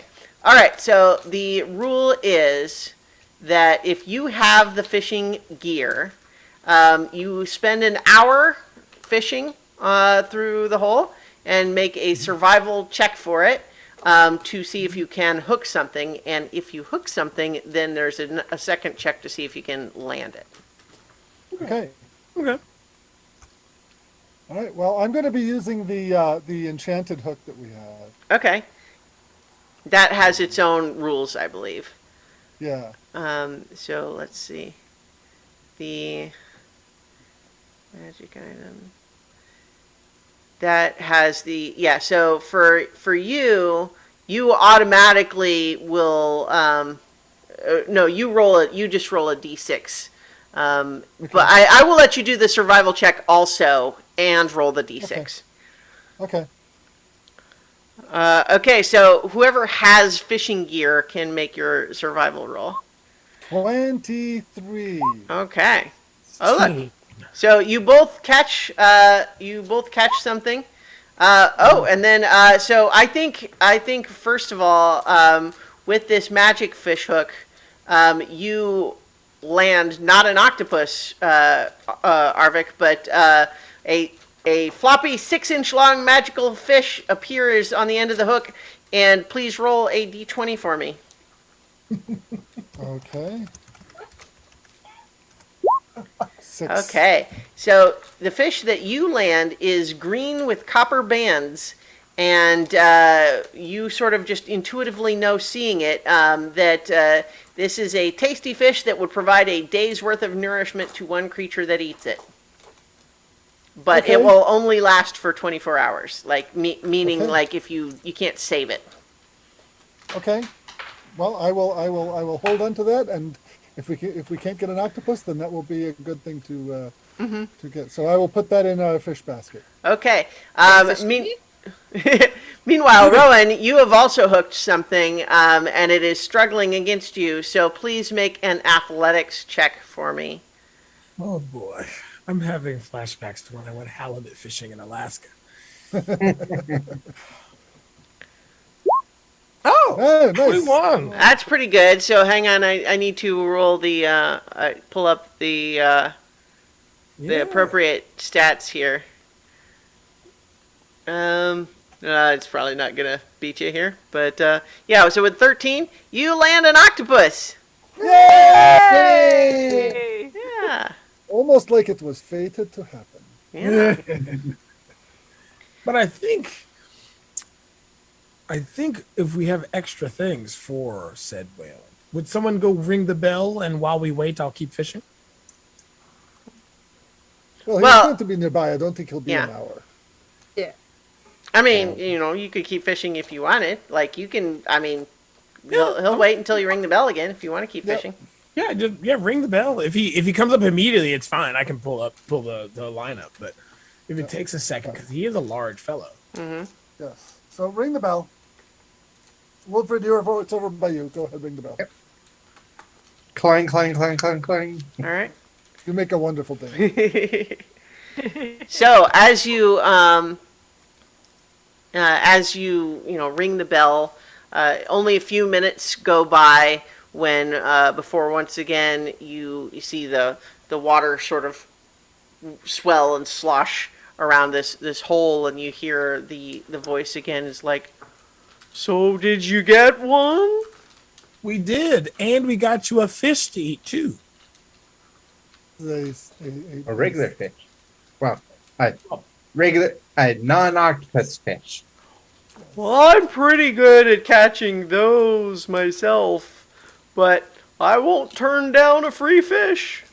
So we'll That's toss him. smart We'll plan. toss him the copper and green scaly fish All right. and the octopus. Oh, thank you for the octopus. That other fish was really tasty. I don't think I've ever had that kind before. Well, all of you have been so patient with my request. I feel like maybe I'm willing to take you to the island. But you should know, it's not only is it dangerous there, but also it will take a little while to get there. Probably about 3 days. Ooh. Wow, that's it. Oh, Well, That's also, once we get there, is there a way for us to get you back if we have to leave. leave post haste? Well, I'm willing to stay in the area for a while if you want, but I'll need to stay under the surface in case that bird is still around. Well, if Calling the you with bird a is bell. if the bird is around, we can try to take care of that bird. Well, for you. incidentally, let me be more clear about that. The scar that I mentioned, that bird would have to be gargantuan. Like this, I'm not talking about like the giant vulture. I'm talking about like 5 times that rock. size. Yeah, like the width of the claw marks are like that, yeah. probably. So, like, yes, a truly enormous bird. And in fact, I think Valine might look over to you and say, although it's hard to get a look, I've heard it rumored that when the Frostmaiden casts her nightly curse on the land, she does so while riding a white rock. A rock. a rock. Oh, that's not an easy thing to beat. No. Well, I'm not eager to fight a rock, but it does give indication that we are talking about the right island. yeah. And Oh, so to get your attention, would we need to take the bell with us? I guess that would work, but I don't know. The bell was put there by the druid that awoke me, so I feel like I'd like to leave it where it is. Do you have some other way? Doesn't we have like I will make sure to save a spell so that I can reach out to you. And I have a simpler spell that can get you if you're within 100 feet or so. Well, I'll I can try to try. stay close. Okay. We can talk more about it when I drop you off. Yeah. well, let's get going then. All right, well, everyone stand back for a little bit. The hole's too small at the moment. Oh, Okay. all right. I'm gonna Yeah. back. Back. I'm glad I'm on land. All right, so all of you kind of back up and watch as all of a sudden, emerging from this hole is the prow of a boat that just goes and then crashes through and expands this hole in the ice to about double its size until what is now basically in the new hole in the water is what looks like just an open topped boat, but with no like navigation, like no sails or masts or like steering wheel or anything like that. Just like a place where you can go in and sort of sit comfortably, but enough room for all of you. Oh, okay. Wow. All aboard. It's going aboard. Yeah, all aboard is going ashore. All right, so everybody gets on board. Yep. All right. And so, yeah, Valine, brings the kobolds too, and she, looks to all of you and just says, "It's all right if I bring the kobolds? Yes? Yes. Could be. I just won't Could be be able useful. to keep them at quite a big a remove as I have been up till now." Mara sits at the other end of the boat. Yeah. She's as just long as it stays cold, they don't smell too bad. yeah, she's just thinking Uh, we're going to be in a tight confined area for 3 we- days. I don't want to Do we need to do the huts to keep ourselves, breathing? How does this part? Oh no, it's a magic boat. You'll see. Okay. Okay. Take your word for it. You know better than we do. You, whale friend. Your song reminds me of home. It's very nice. Thank you. So you all sort of bundle into this boat, and then you suddenly feel a bit of trepidation as the boat just begins to sink under the water. But you watch just as it reaches the surface, and it looks like the water is about to start pouring in over the railing. You see a magical bubble to block over the top and protect you. And I have a piece of artwork that you can see as you are riding Engajuke's boat. Oh, wow. Check this out. How great is that? Check it Oh, out. that is awesome. That's so cool. Oh. Oh, and there's the dolphin, like a pilot There's a- dolphin. There's the It's a narwhal. It's a narwhal. Narwhal. Yeah, as you go under the surface, you see that Engajuk does have like a couple of sort of dolphins and narwhals sort of just swimming alongside, accompanying. And He's got a posse. yeah. So you discover that like although the amenities here are relatively comfortable and you are certainly kept warm and safe from the water as you are here, Engajuk does just say, "Now do be careful, because if you tried to get out, you could certainly pass through the bubble, but you doesn't work the other way, so hands and arms inside the bubble for your own safety." You know what? I don't breathe well underwater. I'm sure that it is fine right where we are. Yep, this is a magic boat that was made for just this purpose.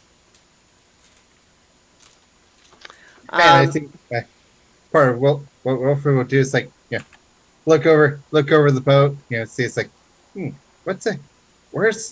how does the magic work? What does, occupy himself with that.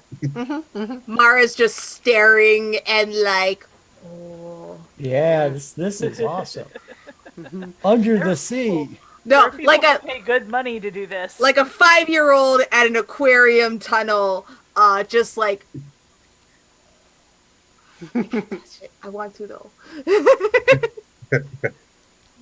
So, as you are, here, let me, How long is this journey? 3 days? Yeah, so I was just going to describe, like, this is another thing where, like, if you guys want to have some scenes midway, we absolutely can. But basically what happens here is you sort of realize before long that, like, Angaju swims you by all sorts of, like, really kind of stunningly alien and beautiful undersea sights, including shipwrecks and just sort of fascinating bits of undersea geography. Hang on, where did I put just? And you're moving pretty fast. Just all things considered for under the water, and you are just get to see some, like storm giant castles, cyclopean, which I know is one of Nobilis's favorite words there, ruins from bygone empire of giants known as Astoria. There's just a lot of really cool things under the water, but you also realize how many cool things you're seeing that is like, you're taking kind of a roundabout route. Like, Angajuk is clearly excited to give this tour, but you're getting the scenic route as a result. Not gonna complain. Not gonna complain. How would I see this stuff otherwise without water breathing? Yeah. Water breathing and a heat spell. Well, I can handle the cold. Yeah. So this results in a 3-day journey. And, Angajuk does periodically, like, once you get a little further out from the coast, the surface is not entirely frozen. Like, there's a lot of icebergs and stuff, but, Angajuk is a whale, does need to surface periodically. So every so often you crest above the surface, but then you go back under, and you're making your way through this dangerous, treacherous passage that you sort of recognize that a traditional ship has a really hard time navigating through here, just because there's so many icebergs and the current is just keeps them moving in unpredictable ways. But, no problem for Angajuk. I will ask Angie to tell us when we're about a couple hours from the island. Okay. Because it's then I want to do the ceremony with Arvik. Mm-hmm. And meanwhile, I want to cast ceremony to make two more flasks of holy water while we're traveling. Sure. All right, so like you guys are just kind of moving up into the the sea of frozen sea of moving ice here, but gradually you've seen lots of things, but I think after a little while Angju starts getting a little bit less talkative, and I think are able to anticipate a little bit that she's a little bit nervous. You're getting close to your destination, and this is simultaneously the person who likes to talk but doesn't get to talk to people very often has really enjoyed having some people to show around, but also about to drop them off in a place where you think it's maybe dangerous, and you hope they're going to be okay, and maybe you're not 100% sure you're going to be okay, but it's like a little bit fraught.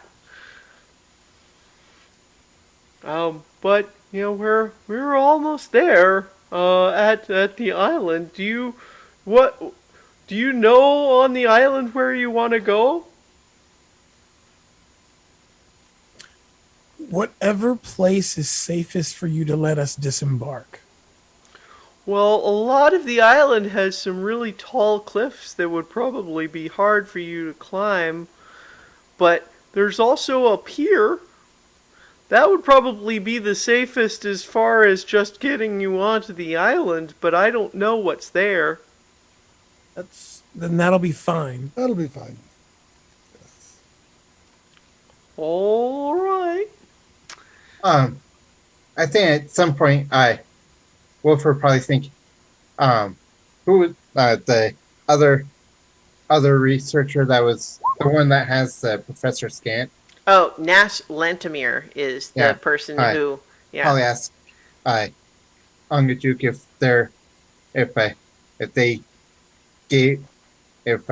Nas took a ride on her. I don't think so. I haven't given anybody a ride in a long time. Well, that's good to know.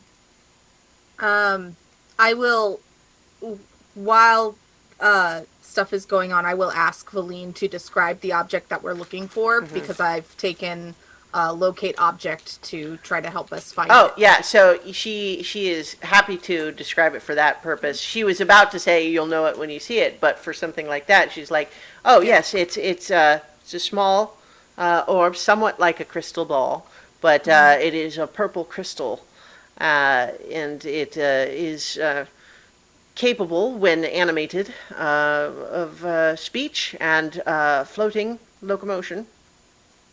Okay. Can you sketch it so that I can see it visually? She thinks about Oh. that for a moment, and then she just draws a circle. Well, Wilfred had seen the scry on it, right?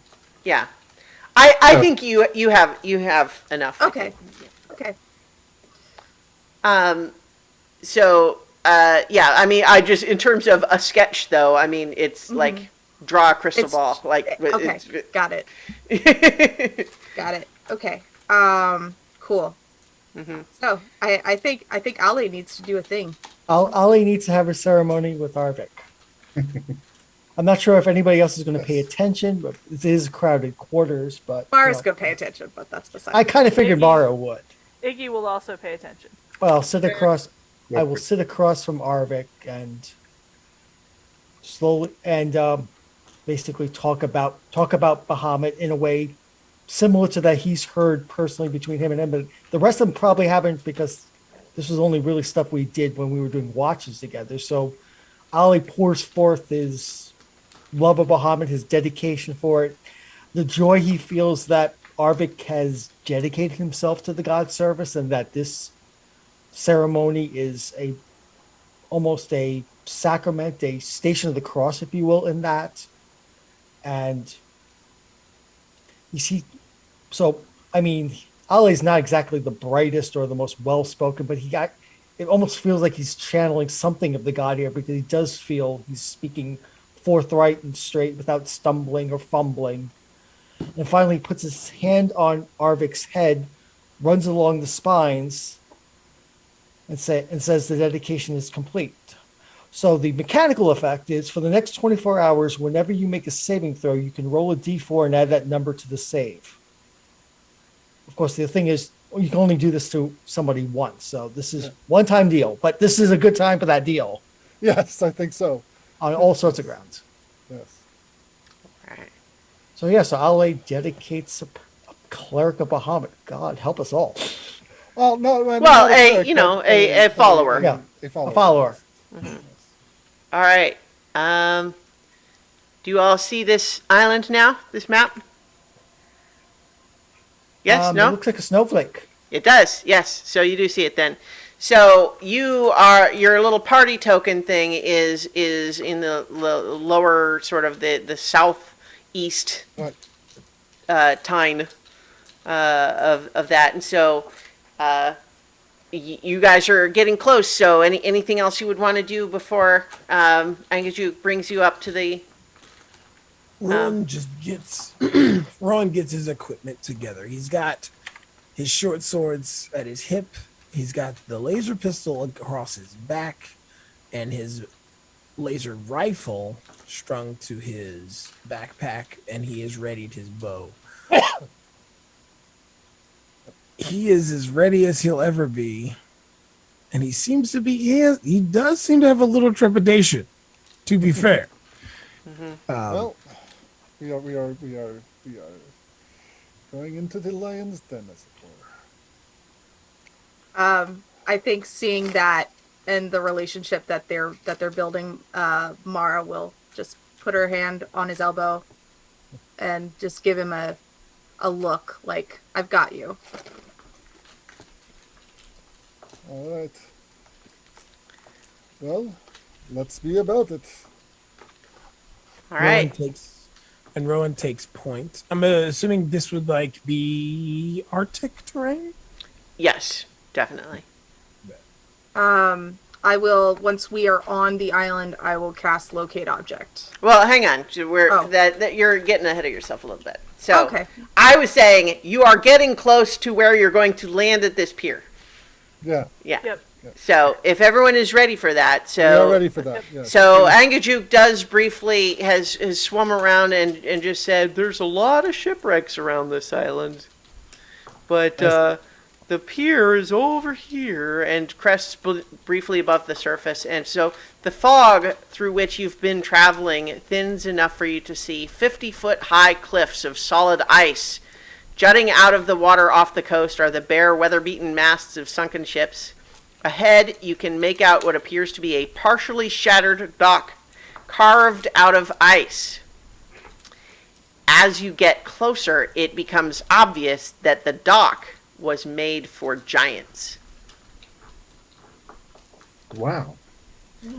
And so Angajuk says, this is the only place I know of where it is easy enough to get you up there without you climbing the cliffs, so I guess it's the right place, but if you don't mind, I would just as soon not stay above the surface any longer than I have to. Oh That's yeah, of fine. course. You've done us a great service. Thank Yeah. you. We will do our best to let you know when we need our regular. Thanks. I'll try to stay in the area for a while. You know, I'll try to stay nearby here unless you tell me different. Thank you very Okay. much. Wonderful. Okay, so first of all, a couple of notes about this island is that I think as you step out onto it, those of you who are affected by the cold recognize that it is even colder here. And specifically, if you were having to make saving throws, like you have your gear that prevents you from needing to make checks to resist the extreme cold, but the DC is higher here. Right. And when you are, if you guys need to take rests, there's also effects there, but we won't get into that now. But you also, this island, you can see that its surface features and all creatures and objects out to a distance of 200 feet from the island are lightly obscured by fog, which means any perception checks that you make for sight, kind of to look into the distance is at disadvantage. And so as you are, climbing off of this boat on Engajug's back, you can see this ruined dock. Frost giants, you suspect, fashioned this dock out of ice and built it to endure, but sections of it have broken away and fallen into the sea. And because it was scaled for frost giant longships, you will have to still climb up onto it with a, to get up onto it from Engajuk's back. So that would be an athletics check unless you have some other means by which you would attempt it. Wow. A 12. Okay. Yeah, I think Wilfred attempts with a 12 and slips back off of it, and fortunately Angajuk had not moved away yet, so you just fall back into the boat. It's Okay, well, more that's, difficult than that. Yeah. All This, right. Titan's hammer. Here you Oops. go. Yeah, if you Somebody do have says- climbing gear, obviously that will allow the first person attempting to climb to do it make the check with advantage, and then everyone else can just do it. I think Rowan said that he was taking point. Yeah. Yeah, Alright. I have pythons and hammer and crowbar and Yeah, so do I. Okay, so if you want to Alright. use the climbing gear to try to climb up and sort of leave an easier path behind you, you can do that. So make an athletics check with advantage using the gear. Okay, that's that first one, a 20 and a 19. Yeah, you are able to do it, and you're able to leave, these pythons or however that's whatever that word is behind with a rope, so that it is easier for everyone else to to make the climb up after you. Well, I'll stand overwatch, just in case as they're coming up, just in case no one tries to, attack them in their vulnerable ascent. I'll go up next. I need to make can make the athletics check at advantage. Well, no, I think with the rope, Oh. the rope there, Oh, everyone okay. can So once just we do got it. the rope, we can just climb up without Yeah. a roll. Okay. So but I'll go up next Okay. and keep watch while the others come up. All right, so you are all climbing up there. Valine and her kobolds make their way up and nod to you, Rowan. She's just saying, I appreciate that. Certainly, that isn't my strong suit. It's okay. I don't think anything on this island is anyone's strong suit. Yes, This well, place feels wrong. not cheery. Recasting Eyes of Night on Arvik, Wilfred, and Rowan. Because I'm assuming it's dark. Yes. Yeah. So. All right. Now, bear in mind the scale of this map. This is a big island. Each square is 200 feet. Yeah. So this is a big area to search. So it's not. Oh, so I should wait. Yeah. Your 1,000 feet spell would only give you 5 squares worth of Okay. range. So So you want to be where you can cover more of the island with it. or do a bit more searching and figure out a bit like it. Give a little more sense of what's here maybe. Okay. I So I think that means that I should take point since it's dark. Well, I was going to ask is, Ale, can I borrow your horn? Yes, you can.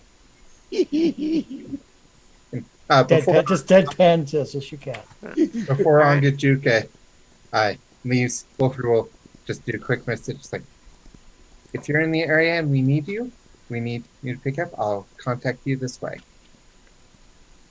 Wow, that's pretty neat. Yes, it is. And I will, I'll fasten the glowing antler to the top of my pack along the bedroll. Okay, so as you are sort of climbing up onto the dock, you find that at the back of the dock, giant-sized steps climb to the top of this 50-foot high cliff. And then these giant-sized steps are not convenient for just stepping up like stairs, but it's not terribly difficult to get up each one. It's just effort, not difficult, right? Yeah. Are there Waist any, high kind of thing. So, but do I see- head high. I'm gonna check out. I'm gonna give. I would like to make a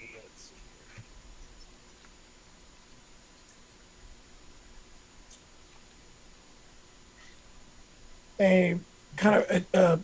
I'm gonna make a perception check to see if this area is not.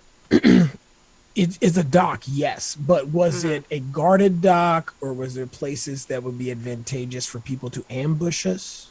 Well, so what I'll say is that at least as of right now, you have not seen any indication of any living things here. But that's just so far. You're still just climbing up these steps. Okay. So far you have not seen any indication, but I will take as a given that you all are aware this is a potentially dangerous place and you are proceeding at a pace which allows you to be aware of your surroundings. Is that? We'll continue up the larger than normal stairs. Yes. So once you get up to the top of this 50-foot high cliff and the stairs, you can look, and ahead of you there's a 20-foot wide path made from bricks of ice that lead from the dock, and you can see that they lead kind of up to the northwest, but you, for just a moment looking up in that direction, the mist parts just enough for you to see that there is a mountain in the center that looks like there's just a moment where it looks like the mountain has the face of a skull, but it's just hidden by the mist enough that you're not sure you didn't imagine it. That's Yeah. I have no doubts with that. It's made to look like a skull. Yeah. Well, so suddenly you hear the sound of kind of a weird sort of almost slightly musical crinkling, cracking ice sound. And do any of you speak Primordial? Yes. Aha. So, Wilfred, you hear in Aquan, which is the sort of the water variant, the dialect of Primordial, you hear this little voice calling out to say, "Oh, we haven't had visitors to Grimskull in quite a while. I don't suppose you need a tour." And all of you kind of look over, because you all hear the sound, whether you understand it or not. And what you see is what some of you may recognize as an ice mephit, which is this little, it's small, it's a little bit like... It's the thing that attacked us with the light-faced undead that I was worried about. Yes, you did fight some of them previously. But yeah, so you see one that is sort of just sitting on like a stone looking at you with curiosity. And Wilfred will reply in Primordial saying, a tour? I don't know, but information would be nice." Oh, you even speak. I thought I might have to do charades. I'm pretty good at charades, but it's simpler to just talk. He says, "My name is Sopo. I would be happy to help you out while you're here on Grimskull. I can show you all the sights, help you do what you want to do while you're here. I've been kind of bored lately, so happy to talk to some folks. So, what are you here to do? What would you like to see?" Well, we're actually looking for someone who got frozen here, or at least an object that person carried. Well, when you say they got frozen, there's a couple of things that might mean here. There's different ways to get frozen. Well, alright, say a specific object looks like this, and I'll create an illusion of Professor Scan. Huh. I feel like maybe I saw something like that. Like one of the people who came out of one of the shipwrecks, I think, had a thing like that, but I can't remember which one it was. But I can show you where all the shipwrecks are. Was it a shipwreck or do you think it might have been a shipwreck that was, close to the main island, not, further out? Well, I mean, the person who came off of the shipwreck certainly got onto the main island, but not very far. Right. Well, that is our first priority. So how about we go and search the areas near where the shipwrecks are? Okay. So as he sort of starts, guiding you. At least at first, he's guiding you along this sort of ice brick road. Is no one gonna do insight check on this thing? I can't, because I don't know what it's saying. Yeah. Yeah. Yeah. Nobody does. Wilfred will probably do a insight check to see, and it's like, does this thing seem up and up? He could be trading recipes with Wilford for all we know. Yeah. I think Valine says, "My familiar doesn't like him. I don't think that he has our best interests in mind, but I don't know that we have many other leads either. I think keep an eye following on him but keeping on our guard would be the wise path." Keep an eye on it. So he is explaining as he is guiding you along, talking to Wilfred. Are you translating for him, basically? Yeah. Okay. He says, we get a lot of ships coming this way, and they wreck here, and they have all sorts of loot in them that's just waiting to be claimed for someone who's willing to make the effort. But, the last ship that we crashed, I think was that was the Northwest shipwreck. Yeah, that was the one there. Yep, you know what? I'm sure that was the one where someone managed to get onto the island and climbed up there, but then just froze to death there in the snow. I think she might have been the one that had the thing you're talking about. But we'll have to get there. It's a little ways it's a trek to get there, but there's lots of things to see on the way. For example, when you talk about ways to get frozen here, the Frostmaiden has created all kinds of beautiful ice sculptures all over the island. We could probably see some of them on the way. You would weep at the very sight of them if they weren't so cold that your tears would freeze. Ah. Out of character laughing, in character has no idea what to say. Wilford's translating. Wilford's translating. So it's like, And he says, and you know what? Here on the east side of the island, there's a bunch of Yeti caves. And in fact, there's a great big one called Korgra who lives there. well, I don't think we need to bother the Yetis or the Frostmaiden herself at this time, because We're just looking for the thing. Okay. You sure you don't want to check out any of the shipwrecks? I'm sure they got some cool stuff on them.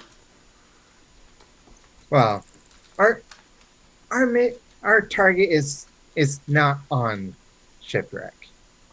So Maybe next time.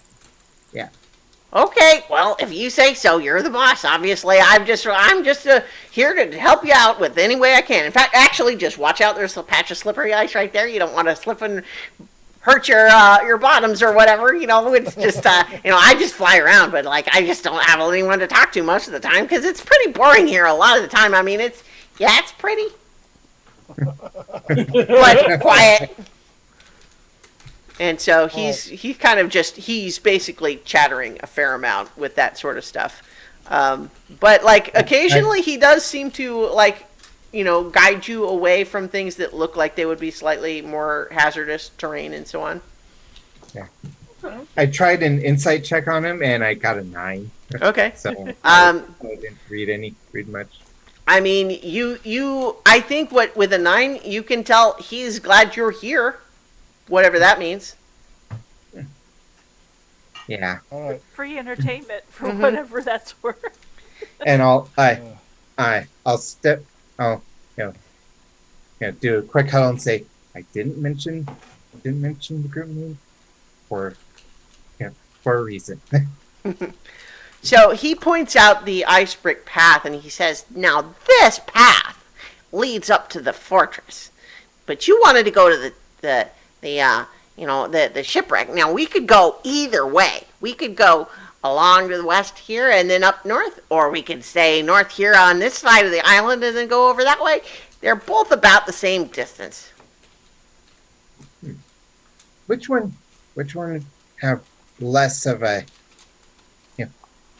get less attention from things that might not like us?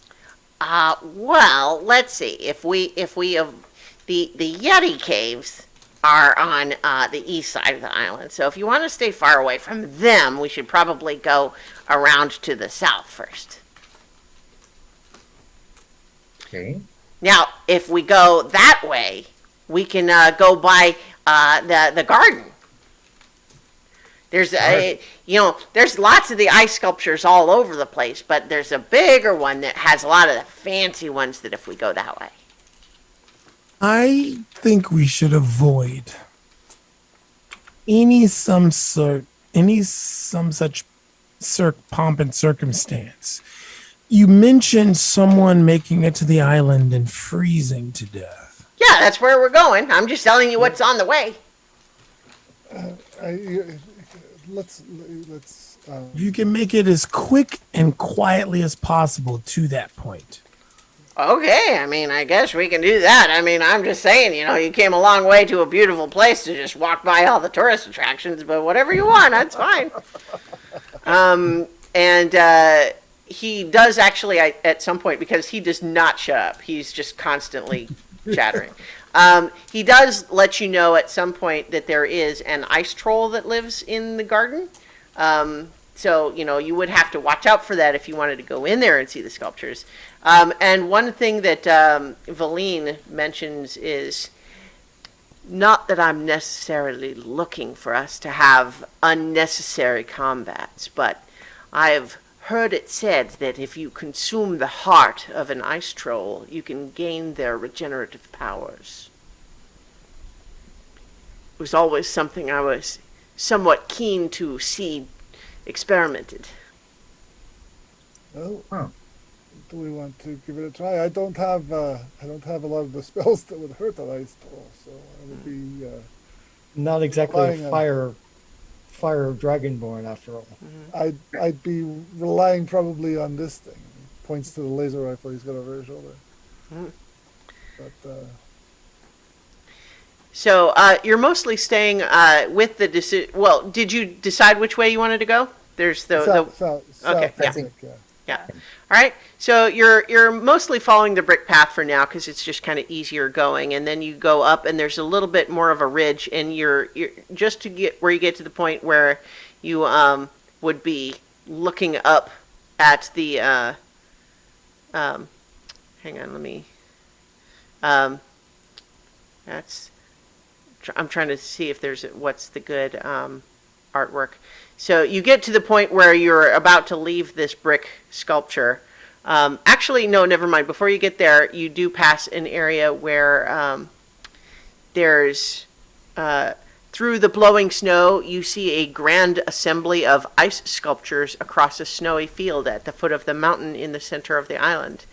Closer examination reveals that the sculptures are completely faithful to their subjects: bears, elk, saber-toothed tigers, wolves, yeti, remorazes, white dragons, and other creatures of the north. No mortal hand could create such wondrous works. And Sopo, the Mephit, is definitely he is as proud to show you these things as any local tour guide is to show you the cool stuff in his city. How are those made?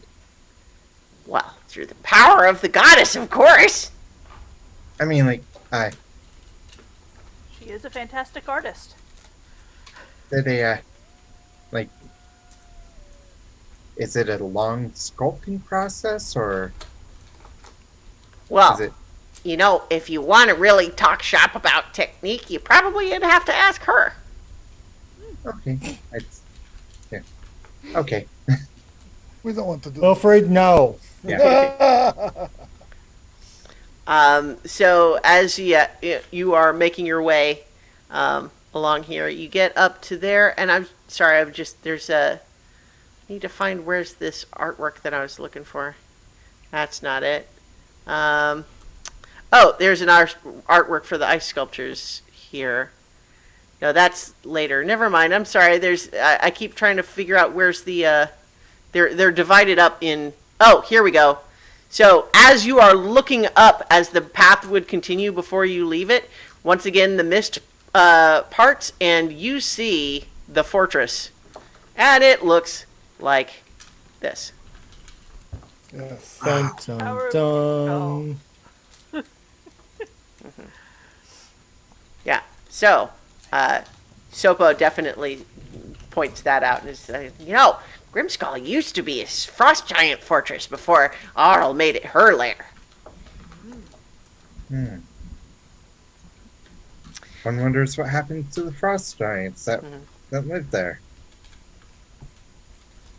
He says, most of them aren't around, but I think there's a handful still wandering around. You're leaving the path now, so the going gets a little harder, but you have your snowshoes, and so you're able to, to make your way. So here's a question too, though. I think, we didn't really talk about what time it was, but I'm going to say that you kind of embarked on your journey onto the island, let's call that at the beginning of a day. right? So to start off fresh. So I would say that you're getting like, at this point, having gone up the stairs and made your way this far, you are, still only a couple of hours into the day. Okay. Um, Yeah, our main clock right now is actually just the ceremony spell. So yeah. Well, that's why I'm just trying to give you a sense of how much time is passing here. okay. Because this is not like the big Icewind Dale map, but it's also not just, a trivial thing. Yeah. So. Yeah. So he keeps pointing off in various directions, just saying there's another shipwreck over that way. I mean, I don't know what's on there. Probably something cool, but, whatever you want. And so as you're passing around, you eventually are heading north again, and you reach a place where a 10-foot wall of ice has broken down in a few places, leaving gaps through which you can see what appears to be a huge garden of ice sculptures. And this is the one that he had mentioned previously, where the ice troll lives, but there's even fancier ice sculptures in there, some of which are designed to look like various bits of like foliage and everything. So I've just shared another piece of artwork for you. Is a graveyard where there are this seems to be creatures that have died on the island from extreme cold, and each creature is encased in a thick coat of ice, preserving its remains. And so you can see just through gaps in the wall that there are quite a variety of different creatures in there. But you would have to go into that area if you wanted to see more. Yeah, that's creepy. He says it's... Skirt around that one. All right, I mean, I guess so. If that's, We can hit it on the way back. How about that? Let's see if we can find Professor Scanton, then we'll hit it on the way back. All right. So you go around that big area, and he finally starts leading you out onto one of these little spurs. And he's pointing ahead and saying, you can just start to see the mast of that ship through the... actually, never mind, the cliffs are high enough you wouldn't see it from here. But he's saying we're just about to where the survivor from the shipwreck made it to shore. So he leads you all the way up there, and then sure enough, as he... I just closed the thing. No, I didn't. Hang on. I've been thwarted by, once again, this weird Roll20 thing where if you pop it out as a window and then close it, it won't let you open it again. But that's okay. I have another path. Give me just a moment. There we go. So what you... Oh, but I do need... I need it. Okay. Why did I close it? So give me just a moment. I need to briefly exit Roll20 and then rejoin it.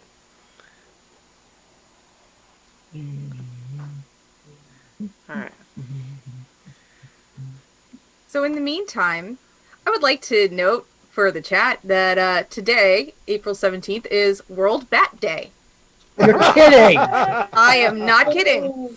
And as you all saw, I just opened my window because it's hot, and all I'm hearing now are the chirping of the bats that live in the area outside my window. Very nice. It all comes together, Will. It all comes together. Yeah. Okay, so once again, I've got it open again, and I can open my little thing, and I needed it so that I could click on the bit of artwork that I'm going to show you in just a moment. Excuse me. So sure enough, Sopo has just led you to a spot where half buried in snow near the edge of a bluff is a humanoid corpse clad in cold weather clothing. Clutched in one of its hands is an orb made of smoky gray quartz. A white weasel bursts from the snow near the corpse and stares at you with its beady eyes. As Valine was kind of hurrying towards it and saying, "That's it! you hear a voice yelling out, "Ye gods, I was afraid no one would find us." No, excuse me. That's wrong, the wrong voice. I'm sorry. Instead, this was the voice of, "Ye gods, I was afraid no one would find us." Is that the weasel? No, that's the orb. Oh, But here's but I want here's the weasel. Well, give me a moment. So yes, so this is your sight. You have a frozen corpse hand holding this orb out of the snow. But Valine sees it and is obviously eager to hurry towards it. But she actually, when she sees the weasel, she holds back just for a moment and just says, "That is Nas Lantomir's familiar. And I would assume that the hand is Nas Lantomir. But the thing that makes me pause is that usually a familiar disappears when its master dies." All right. Then Okay, it's so Master isn't dead. And Or so Sopo something- is just saying, "So is this the thing you wanted? See? See? I'm useful. I told you exactly where it was. Yes, you You did. did. You sure should have. That's right. It's because I'm trustworthy."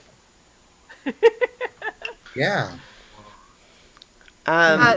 So I go forward and kneel in front of the orb, and just say, "Hello. I think we are looking for you." Well, I should say, I do see Valine Harpel there in the distance, and I would be most grateful to be reunited with her. We had a mission, you see. Are you? What is your name, friend? I am Professor Scant. And this orb is kind of glowing just a little bit as it speaks. And Valine is like approaching too, and like she's keep giving a little bit of a wide berth, but she's like looking around. She's watching the weasel very carefully. The weasel seems to be looking like it doesn't want to leave the body, but it's also kind of watching a little bit suspiciously. And the weasel? Friend? Hello, little friend. Well, the weasel. You're talking to the weasel now? Well, both. Okay. The weasel is watching you a little warily as well, and kind of gives a little bit of a side eye over to Valine, but it's kind of acting a little timid. You can make an animal handling check if you like. Oh, maybe this time it will go better. It's a little better. Yeah, I think the weasel like listens and kind of cocks its head to you, but then sort of just settles down and sort of nuzzles its head up against where the arm is exposed. As Mara's doing this, I'm going to cast Divine Sense in the direction of the weasel, the hand, the orb, and the whole 9 yards, because I want to see if there's something evil or undead going on here. Okay. Yes, as you do that, you realize that there is a ghost hiding in the body. It has not emerged, but it is there. Seekers, we have another ghost. Oh. As you say that, a translucent spirit emerges and moves directly towards Mara. Mara! Mara, who is closest, and it suddenly flies into you, and I need you to make a charisma saving throw, please. Oh, I am good at this. Oh. Okay. I am very good at this. Yes. So you find that this spirit attempts to force its way into you, but is rebuffed and pushed out, and Can I use that as like a way to say, hold on? Okay, there are better ways to do this. Give me a second. I'm trying to tell you things, but yes, you can do that. But yes, so this is I've just shared with you another handout of this is what this spirit looks like, and the as it is pushed out, let's see, hang on. Because it's a little bit, there's a little bit of it unclear where, um, let's see. Okay, so the, yeah, so the ghost, as you say that, seems to pause for a moment and look around, and Valine immediately just says, destroy it! This is the woman who stole Professor Scant from me. She can't want anything good. We need to just get rid of her. She's going to cause trouble. And the spirit seems like she's having trouble speaking a little bit, but she does eventually sort of force out words in a like a harsh whisper to just say, I know everything and more about Yithrin that she does. Trust me, I can get you the codicil before she can. And Valine just kind of gives you all a look and just say, That's all right. I'm going to unlimber the laser rifle. So Okay. I'm not going to shoot yet. Can I do an insight check? yeah. Okay. Right. Yeah, so you don't sense any ulterior motive necessarily from Nass. She clearly doesn't like Valine. She actually seems a bit afraid of Valine.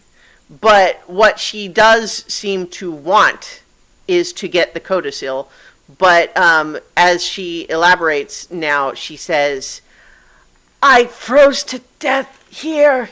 I can't leave my body unless one of you lets me ride you, so to speak. But more Valine? pressing is that Valine will betray you.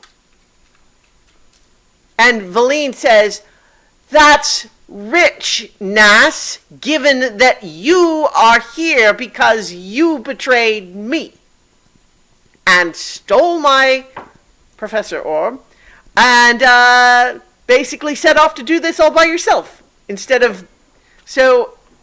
And Nass just like turns to you, Mara, and says, please, you must listen to me. I don't think anyone here wants to volunteer to be your steed.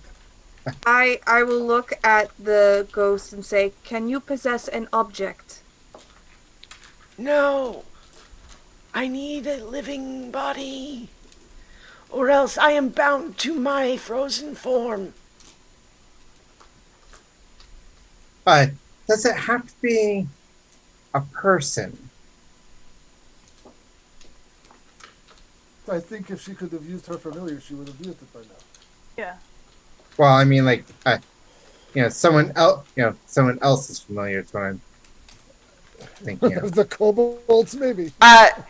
Valine says she is not going to possess any of mine, me or any of my cobalt servants.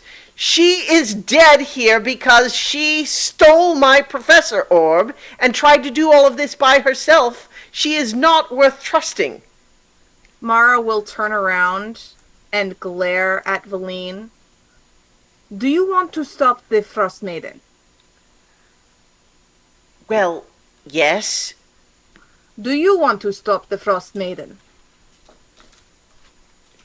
She looks confused. The ghost is who I'm talking to. No, I know. I'm saying she looks confused, and but then she kind of just says, I wish to find the city. The Frostmaiden is evil, but a goddess. She cannot be defied, just survived. I think Aule and Darvik have coming to the conclusion that this ghost is quite possibly corrupted by the Frostmaiden and is not worth trusting. Yes, says Valine, that's true. She is definitely corrupted by the Frostmaiden, and we should destroy her now. I don't like being manipulated by wizards. The But point I is mean, that we have we a all need necromancer to and an undead. What do we want to do? I let me don't. speak, Arvik. The Just tell point me who I'm gonna is hit. that we all need to collect our knowledge to destroy her. To get what you want to rest. To get what we all need. This petty whatever it is between the two of you, I have no doubt that you will betray us, and you will probably betray us too. But we all have a common goal right now. And whatever this is, needs to stop. I will not have it. Is that understood? Valine takes a moment and she just says, I apologize that I am insufficiently polite to the person who stole a priceless magical artifact from me in order to prevent me from achieving my life's goals. That is not what I am saying. I am saying put this away until we reach our mutual goals. I reached out to your party, offered my support, and I have been nothing but patient and cooperative for that entire duration since. I am helping if you she on has your more- quest, and she is the one who tried to take shortcuts and indulged in thievery and introduced herself to your group by attempting to possess you against your will. I'm kind of with Valine on this, guys. I am only saying that if there is more information that we can get before we take any drastic and unreversible actions, we should work together on this. Whatever she learned was probably learned from the Professor Orb. So as long as You have the we orb. have access to that, we have access to any information that she might have.